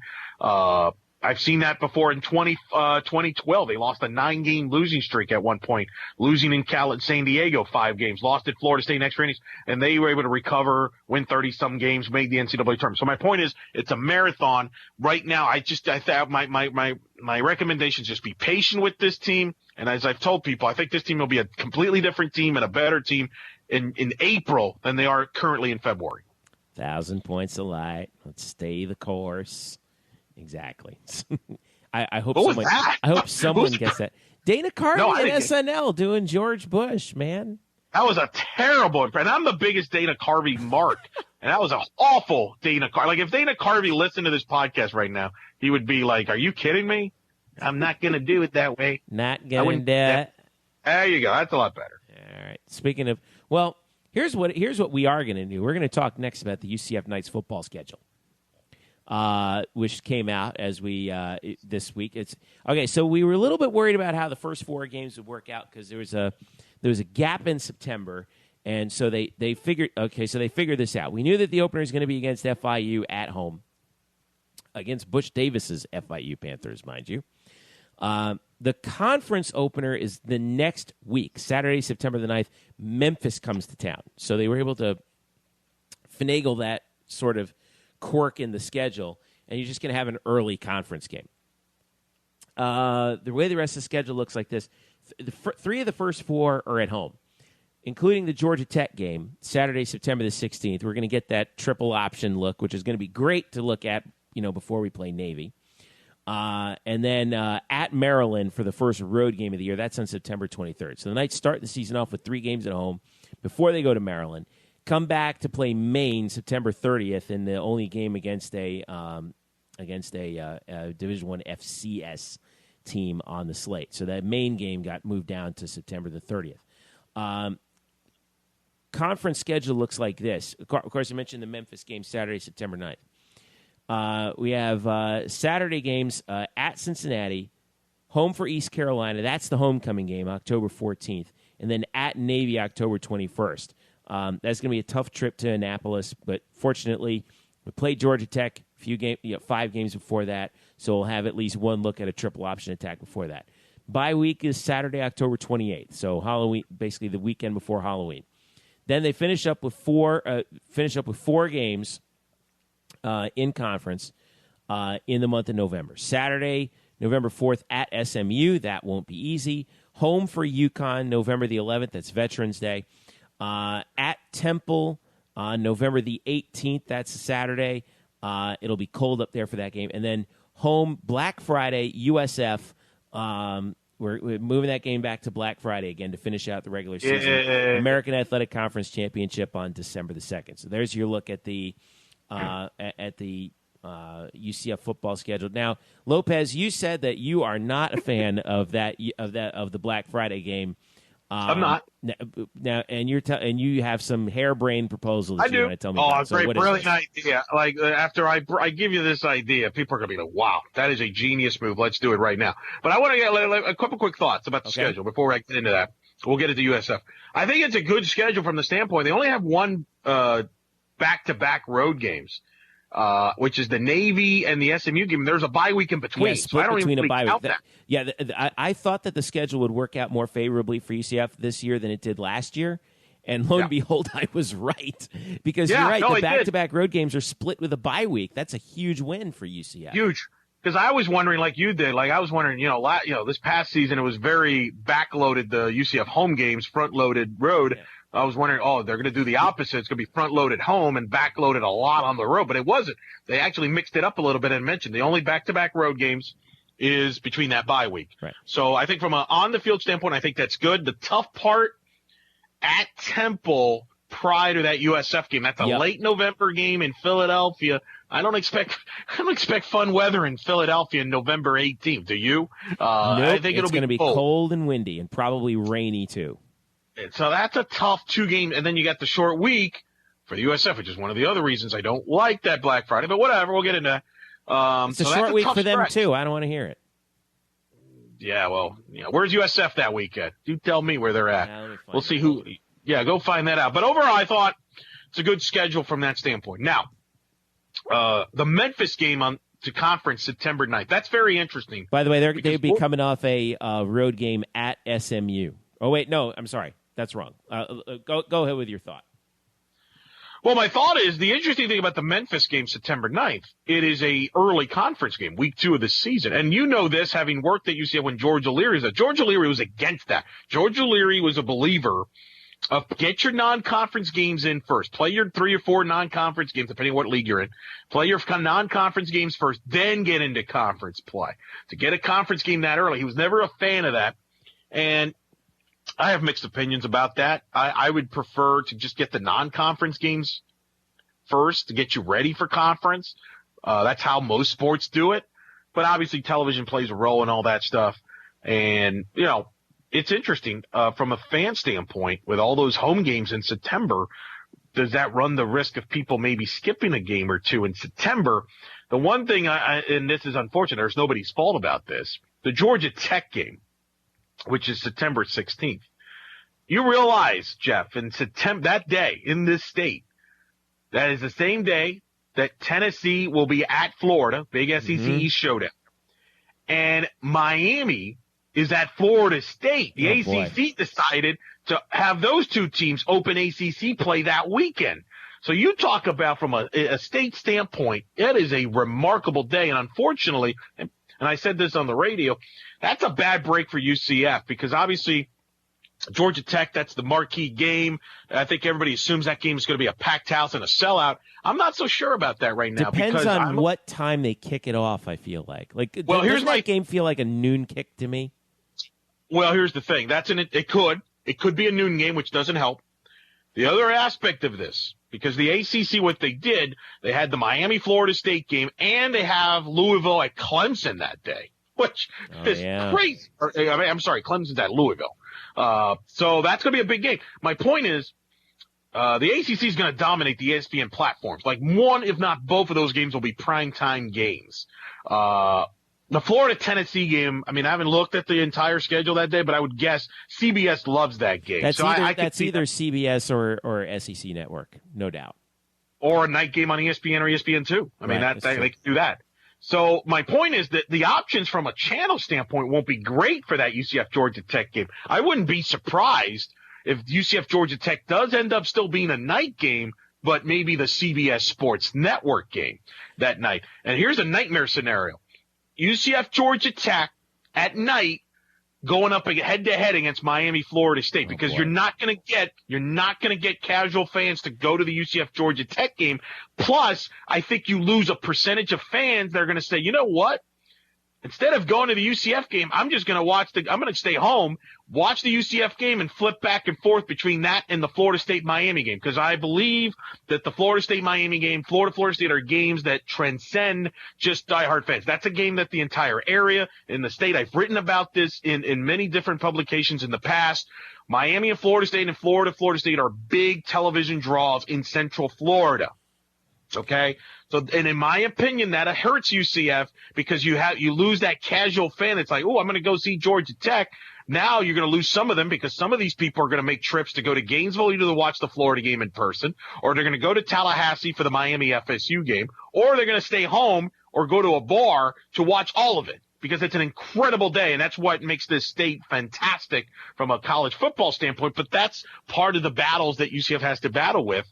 So that's my concern about the September 16th. I wanted to point that in. Your thoughts on that? A note about it. Now, remember the South Carolina game in the Fiesta Bowl year? Yeah, 2013. Yep. That game was a noon kick. You remember that? Yep. Okay. Yeah, I was there. Noon ABC. kick on ABC. So yep. I wouldn't be surprised to see, or at least I would hope, UCF and Georgia Tech would push to basically put this game, the Georgia Tech game, in the same schedule slot. A noon game on the network. So we'll see. My concern is they might do, like, for example, I could see them doing Clemson at Louisville at noon on ABC, FSU Miami at night, and move UCF Georgia Tech around. I agree with you. That Clemson at 3:30. You could do that. I could do that. The problem is, though, Jeff, then you're going to hear from fans that they don't like the noon kickoff, right? That's the complaint. You can't please everybody. So that's going to be very interesting to me on that standpoint. What about, your thoughts on the Memphis game being so early? Are you for or against the conference game, that opener being that early? I'm okay with it because you can, if we have the game at home and you're coming off the game against FIU. If you win that opener against FIU, you're in good shape heading into that first conference game, and you want the players to be ready for a conference for a game that has that intensity level of a conference game. And if they win that one, then you're going to have some pretty high confidence heading into the Georgia Tech game. My concern in the schedule is the at Cincinnati following the Maine game, because you're playing Maine, Saturday, September 30th. Then you got to go back on the road to play Cincinnati. The road conference games, by the way, this year at Cincinnati. I know they weren't that good this year, but that's not going to be easy. New head coach Luke Feckel, yeah. Right? At Navy, that's going to be a really tough game. At SMU, I like your point though. You made a good point though. The good news there, you would have played Georgia Tech a month earlier, which runs a similar. Paul Johnson, the head coach of Georgia Tech. So that's. A lot of teams don't have that luxury. UCF does. So that's the good news is I like the fact you're playing Georgia Tech first, and then you have you're going to have that tape and that experience from playing Georgia Tech, which, quite honest, with all due respect to Navy, I don't think they would argue Georgia Tech has better athletes than Navy. Yeah. So you'll have some tape and some experience playing that type of offense a month later. I think that's a good thing. And playing a triple option team, it's like playing a different sport when you're on defense. Correct. That's the hard part about that. Johnson, by the way, before he coached at Georgia Tech, was the coach at Navy. So, yep. And then of course at Temple. So some tough road games, but you got some good home games coming back. You got East Carolina at home, obviously Memphis at home, UConn at home, USF at home. So I think that the conference schedule worked out in UCF's favor. Now about this Black Friday situation. By the way, USF prior to the UCF game plays Saturday. 6 days earlier at home against Tulsa. Oh, look at that. So USF has a home game 6 days earlier. So basically then they could just bus it to Orlando, whereas UCF has to go to Philadelphia, play in a cold weather game at Temple, and then fly back and get, lose basically a day in travel getting ready for USF. So I don't like that from that start. I mean, I actually was hoping if they're going to do that, you should have had USF and UCF both play on the road, but they don't do that in football because they don't usually have back-to-back road games to end the year, and that's probably USF's last home game. Right. So that's all that stuff. Okay. Let's get into this whole Thanksgiving weekend because that's a hot topic. It's been a hot topic. I brought this up last Saturday on the show, and people on the message boards got all upset about it and took my words out of context and everything. Because that's what message boards do. Absolutely. And I always feel like when people listen to the radio, they are kind of have selective hearing too. So they want to hear what they want to hear. First of all, I mean, television controls a lot of this stuff. So I don't think this is necessarily a one school, other school issues and all that. So I get all that. My issue with the Thanksgiving week, and I have been a proponent for years since they have renewed this game, that this game should not be on Thanksgiving weekend. I think this game should be earlier in the year, in October, maybe even a conference opener, if you want to do that, kind of like Florida-Tennessee does in the SEC. I don't think that's hurt that rivalry. Because a few things. Number one, the students are non-factors on Thanksgiving weekend. Students now leave town to go home. And I don't blame them. I would go home too, because a lot of these students have final exams when they come back. So the last thing they want to do is hang around and then worry about final. They want to get away for a little bit, get ready, refocus, whatever. So the students are non-factors in these games. I think that hurts this rivalry. You have to build your fan base, those young people, to this game. This is your marquee game. So you're eliminating young students out of this game. Number two, you're eliminating a lot of people that have families. You have a family. Thanksgiving is a very important family weekend. And it's not as simple as for people to say, hey, honey, I'm going to leave you guys. I'm going to UCF, USF. It doesn't work that way. And I think you've seen that in the attendance drops. Not to mention, you don't know when this game is played. Here's the other issue. We're playing tennis with this game now. They started this first game the first time they played was on a Black Friday night. Then it was a Black Friday at noon. Then they moved it to Thanksgiving. We saw how well that went. And then last year they moved it to Saturday. Now it's Black Friday. What's the future? We're going to just play, tennis with this, go volley back and forth on this game. People plan this stuff ahead. And with television in control, we may not even know what time this game will kick off until a week or two before that game is played, which is a very short term period for a lot of people that have families that make trips to make plans to even go to this game. So what happens is a lot of people are like, rather than agitate the wife or agitate the kids, we're just going to watch the game at home and have a good turkey and stuff like that. So I think you eliminate percentages of people that would normally go to that game, especially when you have these two programs that we don't know that they're not perennial top 10 teams. They're not perennial top 20 teams right now. So you don't know what type of game it's going to be. Maybe you hope that both teams are good going to that game, but so far history has shown that one of them is usually good, the other one is not very good, and as a result, the fan base that has the team that's not very good doesn't show up, or in USF's case, they just don't show up, period. So to me, I would move this game to October, move it early in the year, where you have the students are in the picture. You also have no holiday commitments and concerns with families. You also have you're away from the Florida State game. As long as you play on Thanksgiving weekend, you're always going to be an afterthought in the state to that Florida State game. Move yourself to October. Try to give yourself your own date, your own personality, your own identity, and you bring the fan bases there, and I think both sides would be excited about it. And I would make a big weekend out of it. If you did this in October, I would schedule, for example, USF plays at UCF this upcoming year in women's soccer. That could be your Friday night before the football game. And you do a promotion where you say, you know what, if you come out to the soccer game, you buy tickets. Or you could do USF and UCF the night before or the day, and do the ticket giveaway. So that way you help your Olympic sports and you create buzz for the football game like it was from 05 to 08 when they renewed that rivalry and they were playing in September and they were selling the place out in both places.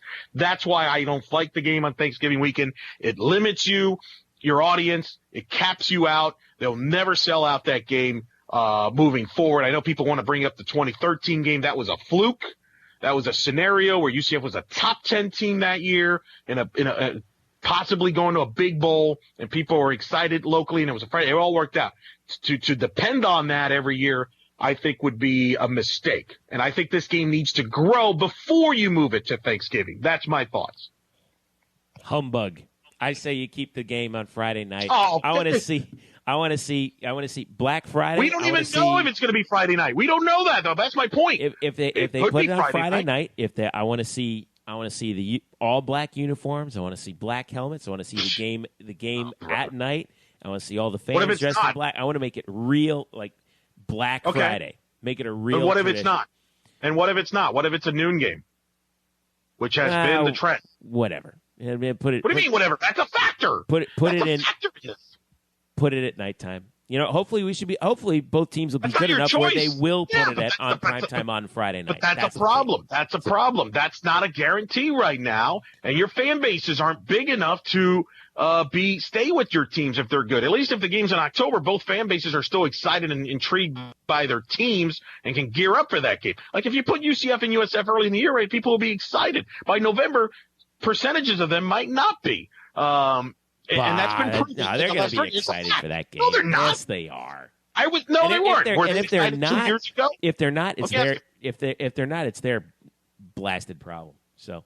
What do you mean? How many people were there in Thanksgiving 2 years ago? Nobody. Nobody was there. Who was there last year? Last year, UCF was a bowl team. USF had their best year in football program history, and that stadium had, 20,000 people? Yeah, but that's what USF's you want from your problem. rival That's team? not our problem. USF. Yeah, that's both teams' problems. What are you talking about? It's their not game. It's their home game. It's not our home game. So what was the problem? Whose problem was it 2 years ago when there was about the same number at 2 UCF? years ago, we were a bad team. Okay, and they bailed. That's my point. They bailed. If both teams are as good as they're expecting to be, who says that? Why would we assume that? Why would you want to assume that? No, you can't make any assumption at all. I'm saying if, right. And I'm not making any assumptions. I'm saying if both teams are as good as, at least in the preseason, they're expected to be, that would be that would be prime real estate for a Friday night game in primetime on ESPN. But what do I know? I don't disagree. I don't necessarily agree with that. I think there's a lot of college basketball. We don't even know what the schedule is on that Black Friday. There's probably going to be other marquee games that day that they might pick over that. We might get bumped to the news, ESPN News, for all we know. I remember, in fact, in 2013, the UCF-USF game got bumped to ESPN News, the start of it, because the NIT championship in basketball went to overtime with Duke. So that tells you how much they really care about it. Yeah, but it's a Black Friday. It's a holiday. Like, it's just, people aren't going to go out of their weekend. Like everyone said, that's the thing. It's not just that's a holiday. It's a holiday weekend overall. And there are plenty of games that happen on Thanksgiving weekend. It's a football weekend. Come out to the game. No more excuses. Get to the game. No. Don't give me that no more excuse. Don't blame this on them. No, you're a family guy. No, you don't just say, I'm sorry, family. We're going to get out of here and go to the game. Yeah, and I slept my butt to that game on Black Friday 4 years ago. That's what I did. Yeah, where have you been recently? Huh? Okay. See, I've been to all these games. See, personally, here's the thing. People have this misconception. I don't care when the games play. I actually, from a selfish standpoint, prefer Black Friday because then I can just watch the rest of the games on Saturday. So don't get me wrong. I don't care. I'm just telling you, from a rivalry standpoint, it does not help this game at all. At all. It will never be thought of as anything of significance outside of the two programs. And I think this game has the potential to grow to be an interesting game throughout just Orlando and Tampa. You know what helps this game more than anything? Yeah. When the two teams are good. Yeah. Well, they were pretty good last year. Both teams got to bowl games. What happened last year? We were all right last year. They were very good last year. When both teams are good, that's what helps. And they threw 20-some thousand. But that's and they're never going to. That's at USF Stadium, which they never sell out anyway because their fan base is awful. Okay, but I got bad news for you. We're playing there every other year, so you can't just ignore that, and that's the problem with this. I think the problem is I don't understand why you're blaming our fans for their attendance problems. You're acting like UCF packed the house in Tampa. They brought what? We brought 10,000 maybe? Why is that? Why is that our fault that the game wasn't well attended in Tampa? I didn't say it was. I'm just saying it's a holiday. It sounds like you are. Because here's my argument. I think if the game's in October, I think there would even be more UCF people that would go to Tampa. Actually, that's the thing. I think they would actually have more people, double the people. I'm not 100% sure, and I think you're underselling the fact that I know students would go. Students don't go. I think you're understating the fact that Raymond James actually has a very poor reputation among UCF fans, particularly USF's treatment of UCF fans in the past. I think you're underselling that because that is a factor. What USF fans? We just finished saying that they don't even go to those games. The ones that show up, and more than a few UCF fans have told me about this, about how poorly they were treated at the game by the USF fans that are there. What are you expecting? I'm not saying that they shouldn't expect anything else, but that's not an excuse. That's a reason. So wait. So we're going to make that a reason, an excuse. Mind you, that in 2013 the USF athletic directors, or was it the president's car, got messed up right outside the stadium? Do you remember that story? No. What do you mean you don't remember that story? I don't remember it was a big story. that story at all. The president of the university's car. I'm not denying that it may have happened. No, it happened. His tires were slashed and everything. I mean, he didn't have a car. So you want to, let's not go there. Yes, it's a rivalry game. Guess what? You're not going to get treated well on the road. That's the way it goes. But you know what? A lot of people sat in the UCF section. That's what you do. And there's a lot of people around you. That's football for you. Either you go or you don't go. But don't give, again, if the game's in October, you're going to pack the house. You're not going to pack the house on Thanksgiving weekend. Plus, I think you could, like I brought up the idea, you could have the Olympic sports involved with the I-4 trophy involved. I think you would have a big weekend out of it. And I think more media in the state, in the area, would focus on the game instead of other games. I think it would be in the benefit. No one's going to pay attention to the UCF USF game. Don't complain to me when the Orlando Sentinel puts your game on the back pages because they're focused on Florida State. Can't have it both ways. Nah, I think you're overselling being people being vindictive toward the game. I don't think that's fair. I think that students will not go to that Thanksgiving game. If both teams are very good heading into this game at our stadium, it's going to be packed. Disagree. It's going to be packed. Wait. I don't agree with that. They're not going to be packed. Keep in mind, by the way, okay, because that's the argument. Well, UCF wins, they come, right? I was there in the 2010 Conference USA Championship game. The year they were ranked in the top 25, they won the Conference USA title against the SMU. And I'll never forget, in the press conference, George O'Leary was asked by a media person about the fact that the game didn't even come close to a sellout because it was a noon kickoff.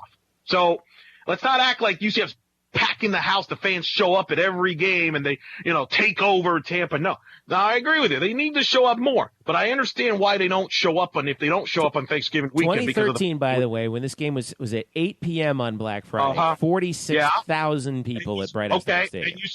What was UCF number in front of it? Oh, that's right. Top 10. No, they weren't. They were 17th.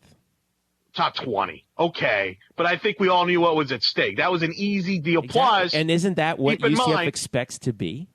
No. So, you can't assume that every year. Wait. You don't think that they expect to be a top 25 program when their athletic director has said that that's what he wants? I think they do, but you can't assume that. And remember, the 2013 game, they hadn't played USF. So if that's the case, you can't assume. If you're telling me that I can't assume that, then you can't assume that the attendance is just going to be poor outright. I think I have the numbers back me the last 3 years. Have not been good. The last 3 years at 36,009 in 2014, which was at Raymond James Stadium, which you can't hold against UCF. It's inflated. Can't hold against UCF. All right. Go ahead. 2015, 25,967 at UCF when UCF was a bad team.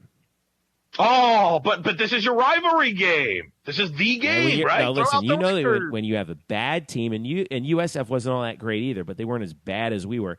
That was a bad game involving a bad team that no one wanted to see. And on Thanksgiving night, nobody would in their right mind would have gone on Thanksgiving night. I said that 4 months prior to that. Well, you're right. No, listen, you're right about Thanksgiving night. But again, we're not having the game on Thanksgiving night. When are we having Black Friday? What time? Do we know? We don't know. We may not know until November. That's what the schedule's saying right now. It's that's what happened last. Well, I mean, that's the problem, though. See, we can't. That's the way college football works. You don't know until like last year's UCF USF game. We didn't know it was a noon kickoff till literally 6 days before, and that affects some people's planning. That you can't deny that does affect people's planning. And last year in Tampa, 36,056, and the first ever time that these two teams were both bowl eligible heading into the game. And that's an inflated number because I was there and it was not 36,000. No, that's what it says right there. And by the they way, would exaggerate attendance numbers. And by the way, not to mention the fact that again, it was at Raymond James Stadium, which is notoriously poorly attended by all of USF's fans, and everyone knows that. So.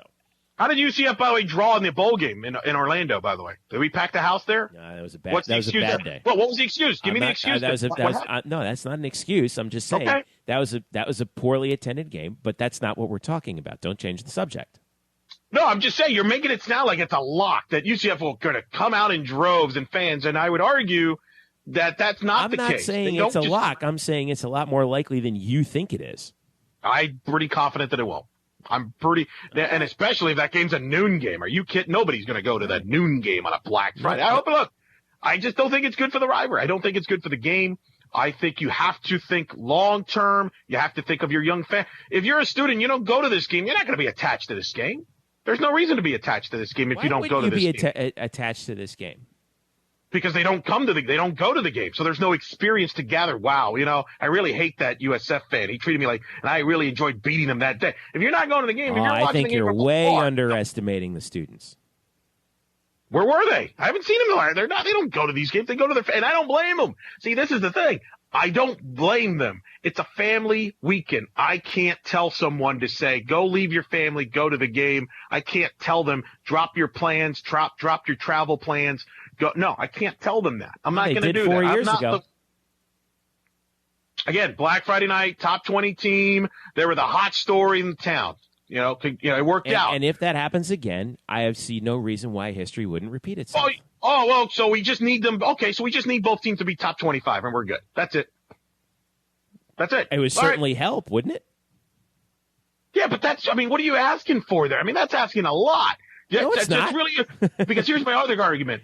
If those two teams in the top 25, you could sell out the whole year. That's fine. You could sell out Labor Day night. I'm talking about the normal year. But if we're talking about top 25, we're talking about two teams that have set that expectation for themselves. If they're both in the top 25, they're only following their own expectations, are they not? They haven't reached it on a consistent basis, so you can't assume that they will. They're not established enough in that way. And by the way, USF has just had a pretty good run. You just said it. They don't come to their games. So are you sure that UCF will have a packed house? Because I'll tell you, I didn't see a lot of fans in the stands in November in the end of the year. What was the excuse then? I don't know. I can't tell you. Right?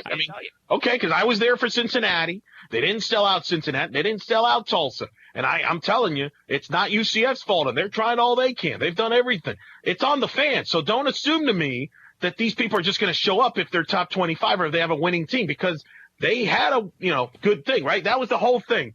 The excuse I heard after 2015, if George O'Leary leaves, we're going to go to games. It didn't happen. Some people, for whatever reason, didn't go to games. They weren't there for the Tulsa game, senior night. I was there. It was not a packed house. I don't even think they had an official sellout this year. Maybe they did. And again, maybe they come more. The schedule, certain things doesn't work out. Certainly the hurricane didn't help out with Tulane because it affected some people's schedules. But to suggest that they're just going to come in droves on Black Friday, that's not going to affect people, I think is very naive. It's a holiday.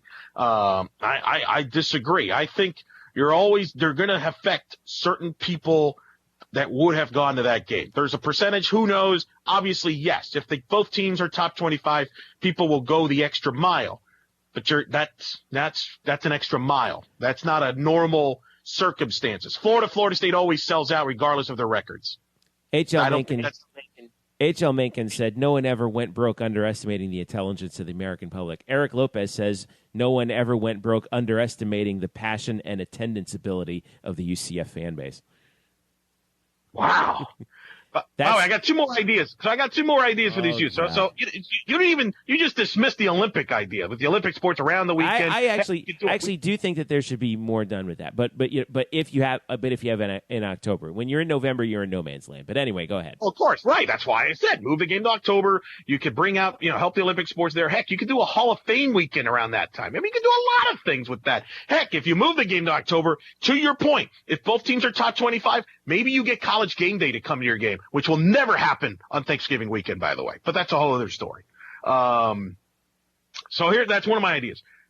I loved the UCF USF. I don't know if last year in 2016, both baseball and softball were in Tampa the same time. They played in the same weekend. They're next door to each other. I love that, and I think the American Conference should do that for UCF USF every year in baseball and softball. Because baseball, for people that don't know, baseball plays 6 times. So it's a home, 3 in UCF, 3 at USF. Softball only plays 3 times. So, for example, this season, UCF is hosting USF. I would have set it up to have UCF host USF in softball the same weekend UCF host USF in baseball.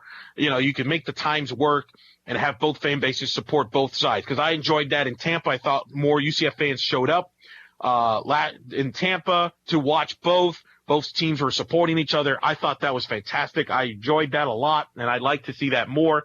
And in basketball, really bizarre, but women's basketball only played once this year because it's a, imbalanced schedule. So certain teams every year you don't play once. I was surprised that UCF USF only plays once. But assuming that both men and women play twice home and home normally, I would pick one of those to have a back-to-back. The women's game and the men's game on the same day as a doubleheader. What do you think? I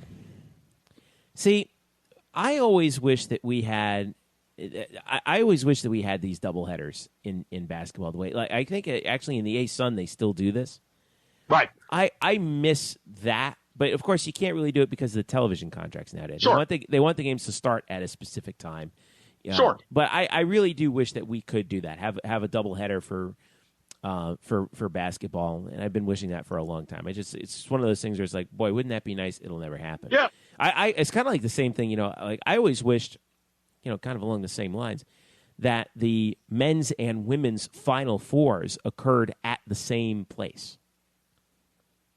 For example, in basketball, and you could have like a quadruple header one day and a double header of championships the next, and make it like this big giant basketball blowout weekend. From that perspective, and you can, and obviously, there are some smaller conferences that do that, but the American, I think, is in a position. And actually, this is not actually a complaint because you kind of don't want to be in that position, But the American is in a position where they can, dictate times. Women's and men's basketball occur on different days anyway during the course of the week, unless something screwy happens with the schedule. So, as much as it would be nice, I understand why it doesn't, and actually, the reason why it doesn't is because the American's a bigger conference than that, and that's a good thing. But, you could still sneak in. It's funny. Like, we brought this up, right? Like, this weekend, women's basketball's hosting East Carolina. The men's are playing at East Carolina. Like, you're really telling me that it's that complicated to just make a switch there and have both play in the same place within a few hours? Like, one plays at 2, one plays at 4:30 or 6. You know what I mean? If it wasn't basketball, it wouldn't be that complicated. But because it is basketball, it is. I think you could make it happen. I understand what you're saying, that like, there's what probably if one game go? What if you have like the women's game scheduled on like ESPN News, the men's game scheduled on ESPN2, and then the women's game goes to triple overtime? Well, first of all, because from a technology, I would have the similar crew do the game, so I wouldn't even switch the crews if you're worried about money from that standpoint, and. But you can, that's happened before in these other sports though, where games go long. The ACC this recently on Big Monday, right? Syracuse Louisville went to overtime, so the start of Kansas West Virginia got moved. But those are games in different locations entirely, and you just switch over to the next game. The thing is, when one game ends, you need X amount of minutes for the teams to warm up for the next game. That's the problem. You need at least 30 minutes in between. I think you could organize it, though, a certain way. For example, because I've seen Texas Tech do this. Texas Tech played Kansas in men's basketball, and that was one of the ESPN channel games. So they played that at 2, and then Texas Tech women played at 5, so they had enough room to make adjustments because the Big 12 women's basketball plays on Saturdays. They don't play Sundays, and so they all get them done. And sometimes what they do is they'll do home games, but based on the channel, for example, if the men's game is priority, they'll put that earlier or at night, and then they move the women's game. So they give them a little bit of a buffer zone in there. And maybe that's what you do. Maybe you do a 3 or 4 hour buffer zone, and maybe in between games you kind of schedule things as a festival, maybe a party, or maybe a tailgating event, and you can maybe work around that. Maybe you do a Hall of Fame weekend that weekend if you don't want to do it during the football season or in the spring. Now your points are legit about some of the television logistics are probably the reason it won't happen. I just think it's a shame because I don't think the basketball schedule has helped. Especially, like, for example, this women's game, UCF USF was a Tuesday night at 7. I know they've done this in the past with the men's game where they'll tip off at 6:15 on a Tuesday or Wednesday. It's hard. It kind of gets lost in the shuffle. I just feel like that, make it at least one of them, not both of them, but maybe pick one of those 2 games to be on a weekend Saturday and make a day out of it. I think it'll be fun for both sides on that. Much easier to do in softball and baseball, to your point. last year when they were in Tampa, what they did is they had softball play at 4, and then baseball was at 6:30. But now here's the counter to your argument. The way the USF complex is set up is they couldn't start that baseball game until the softball game ended, because the way the stadium is structured, there's a lot of foul balls on both sides that softball goes into baseball, et cetera. So they actually try not to play baseball games during softball games because of that, because they have interruptions. The schedule worked out fine. So what they did is they had the softball games at 4, baseball at 6:30, except Sunday. What they did was on Sunday is they had the baseball game at 1, and they had softball at 5 because ESPNU picked up the game on softball right. So that was the reason why they did that. So what they did is they moved up the baseball game to make sure there was enough buffer zone so they didn't run into a delay on ESPNU. So I don't know. Those are just some ideas. We got this big trophy we're playing for. I think we could push it on those levels. Can you imagine that? You did like a UCF USF day, and then you're showcasing that trophy to the fans on both sides. I like the idea in the abstract, but again, like you mentioned before earlier in the show, TV is what determines this kind of stuff, and I don't see how ESPN would jump on board with that. As fun as it would be to see, I don't see them actually. If they suggested, if someone suggested that to ESPN, they would laugh us out of the room, which would kind of make sense. Like I said, if the game runs late on ESPN3, that's not a big deal. Like, for example, by your theory, let's say they would have done the men's game first on ESPN News, and that runs long, and the women's game's on ESPN3. Well, it doesn't matter. It's ESPN3. You're not really going up against any other programming. So maybe that's the way you do it. Now, obviously, the question would be, the crew members, would both of them want to do both games? Do you bring in a separate crew for the women's? Of course, that's a whole other conversation. The UCF USF softball game last year, I don't know if you realize this, was done. The broadcast crew from ESPNU that did the UCF USF game, you know where they did the game from? They did it from the Disney studios. They didn't even go to Tampa to do the game. Right. So they were there in the booth at Wide World, right? Yes, which was why I did some comments there when I was at USF. I'm like, the only broadcaster here in the building today, calling the game. So it's interesting how television has taken off and all that stuff. So look, listen, I understand people are going to agree with me and they're going to yell at me and I just want what's best. I think this rivalry has a lot of potential. I like the trophy. I like the fact that all the sports are involved. Going back to what we talked about earlier, that women's game, UCF picking up 6 points, that's huge. I like all that. I just want what's best for this rivalry. And I know people don't like USF, but you do need both sides to work together on this. And let's be honest, it's in our best interest that these games are packed with people instead of empty seats, because whether you want to blame USF or do this, if television looks at that and they're like, wow, that's an empty seat, then why am I interested in this game? Why am I carrying this game? So I think there's a lot of bigger picture stuff here that I hope grows with this game. And I think both pro universities actually agree on that. I think that's why they're working together on this, don't you? Yeah, exactly. I think that they both finally realized, and we talked about this before in a previous show, that having this rivalry is mutually beneficial. And so the more and I think part of that goes back to the whole potential conference shuffle that wasn't, where right. We're better we're better together than we are apart. So that's what it goes. That's what I think it goes to. All right. So as we wrap up here, finishing up this crazy rivalry talk. I wanted to add a little an additional football note. Rob Calabrese, former UCF quarterback, tried his hand at coaching, was a grad assistant with us for a while. He's been hired as the offensive coordinator at Wagner and quarterback coach. So congrats to Rob. And from I think he's from West Islip, New York. So he was with Jeff Collins briefly up at Temple, but he got the call to be he was initially listed in Temple's staff as an offensive analyst, but he got the call to be an offensive coordinator. So best of luck to Rob going forward from there. Also, tennis. They're playing this weekend, both men's and women's, down at the USTA tennis complex. So if you get the chance, head on down there and check them out. So lots of stuff going on this weekend, Lopez. What are you up to? Well, Saturday, I'll be at the CFE Arena. Be calling the UCF East Carolina women's basketball game for the American Digital Network. It'll be myself and Despina Barton. Tip-off at 2 o'clock. Certainly encourage people to go out there. I think the girls deserve it after the win over USF. Yes. Get a chance to see Aaliyah Gregory And I'll be interested to see, Jeff, and you touched on this earlier. They have this emotional win against USF, the biggest win in program history. How do you react? The regular season. Do you have a letdown? I know Coach Abe has talked about this team sometimes having letdowns after good wins and handling prosperity. This will be a challenge against East Carolina. I'm looking forward to seeing how they respond, if they've learned from the past and can continue this momentum moving forward into the end of the regular season. I'm very interested to see how this kind of goes. 2:00 tip from the CFE Arena. I'll be on the call for that on the American Digital Network. So that's what I would like the audience hopefully to either go to the game or you could just, you know what you could do? You could go to the game and then go on your phone app and you can still log into the broadcast, right?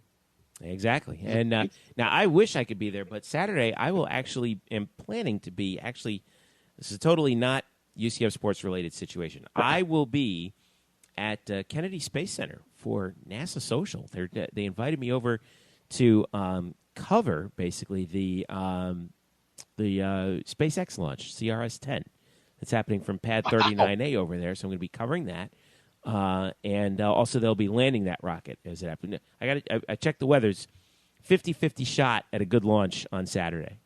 So the event is going to be taking place on Friday and Saturday. They're initially planning. We're just keeping an eye on the weather right now. Hopefully it does get off on Saturday, because that would be nice to see. If not, it'll likely happen on Sunday, because they're flying a spacecraft up to the International Space Station. So I'm looking forward to that, and I'll be posting plenty of pictures there and writing that up on my other aviation history blog, airenthusiast.com. So make sure you check that out.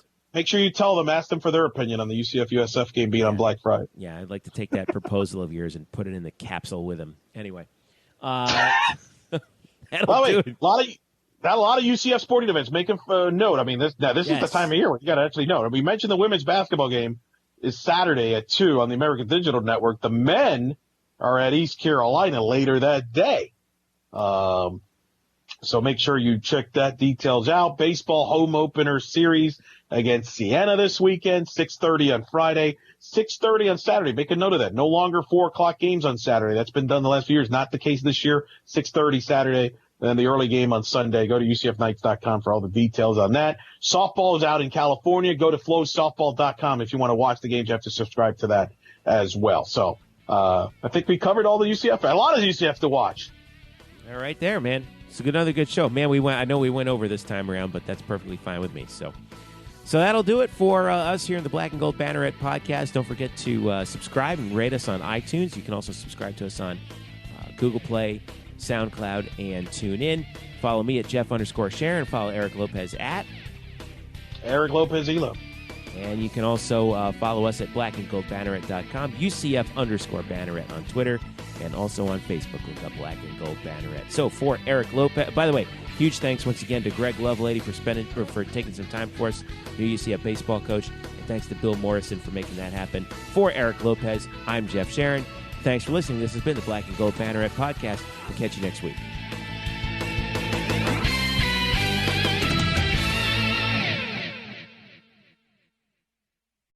Today's episode is brought to you by Cars.com. With over 2 million vehicles and 50,000 more added every day, Cars.com will match you with the perfect car for you, your budget, your life, your style. And if you're ready to say goodbye to your current car, Cars.com will get you an instant offer to cash it in. Just start by entering your license plate and get matched with a local dealer who will write you the check. So whether you're looking to buy or sell, just go to Cars.com. It's magical.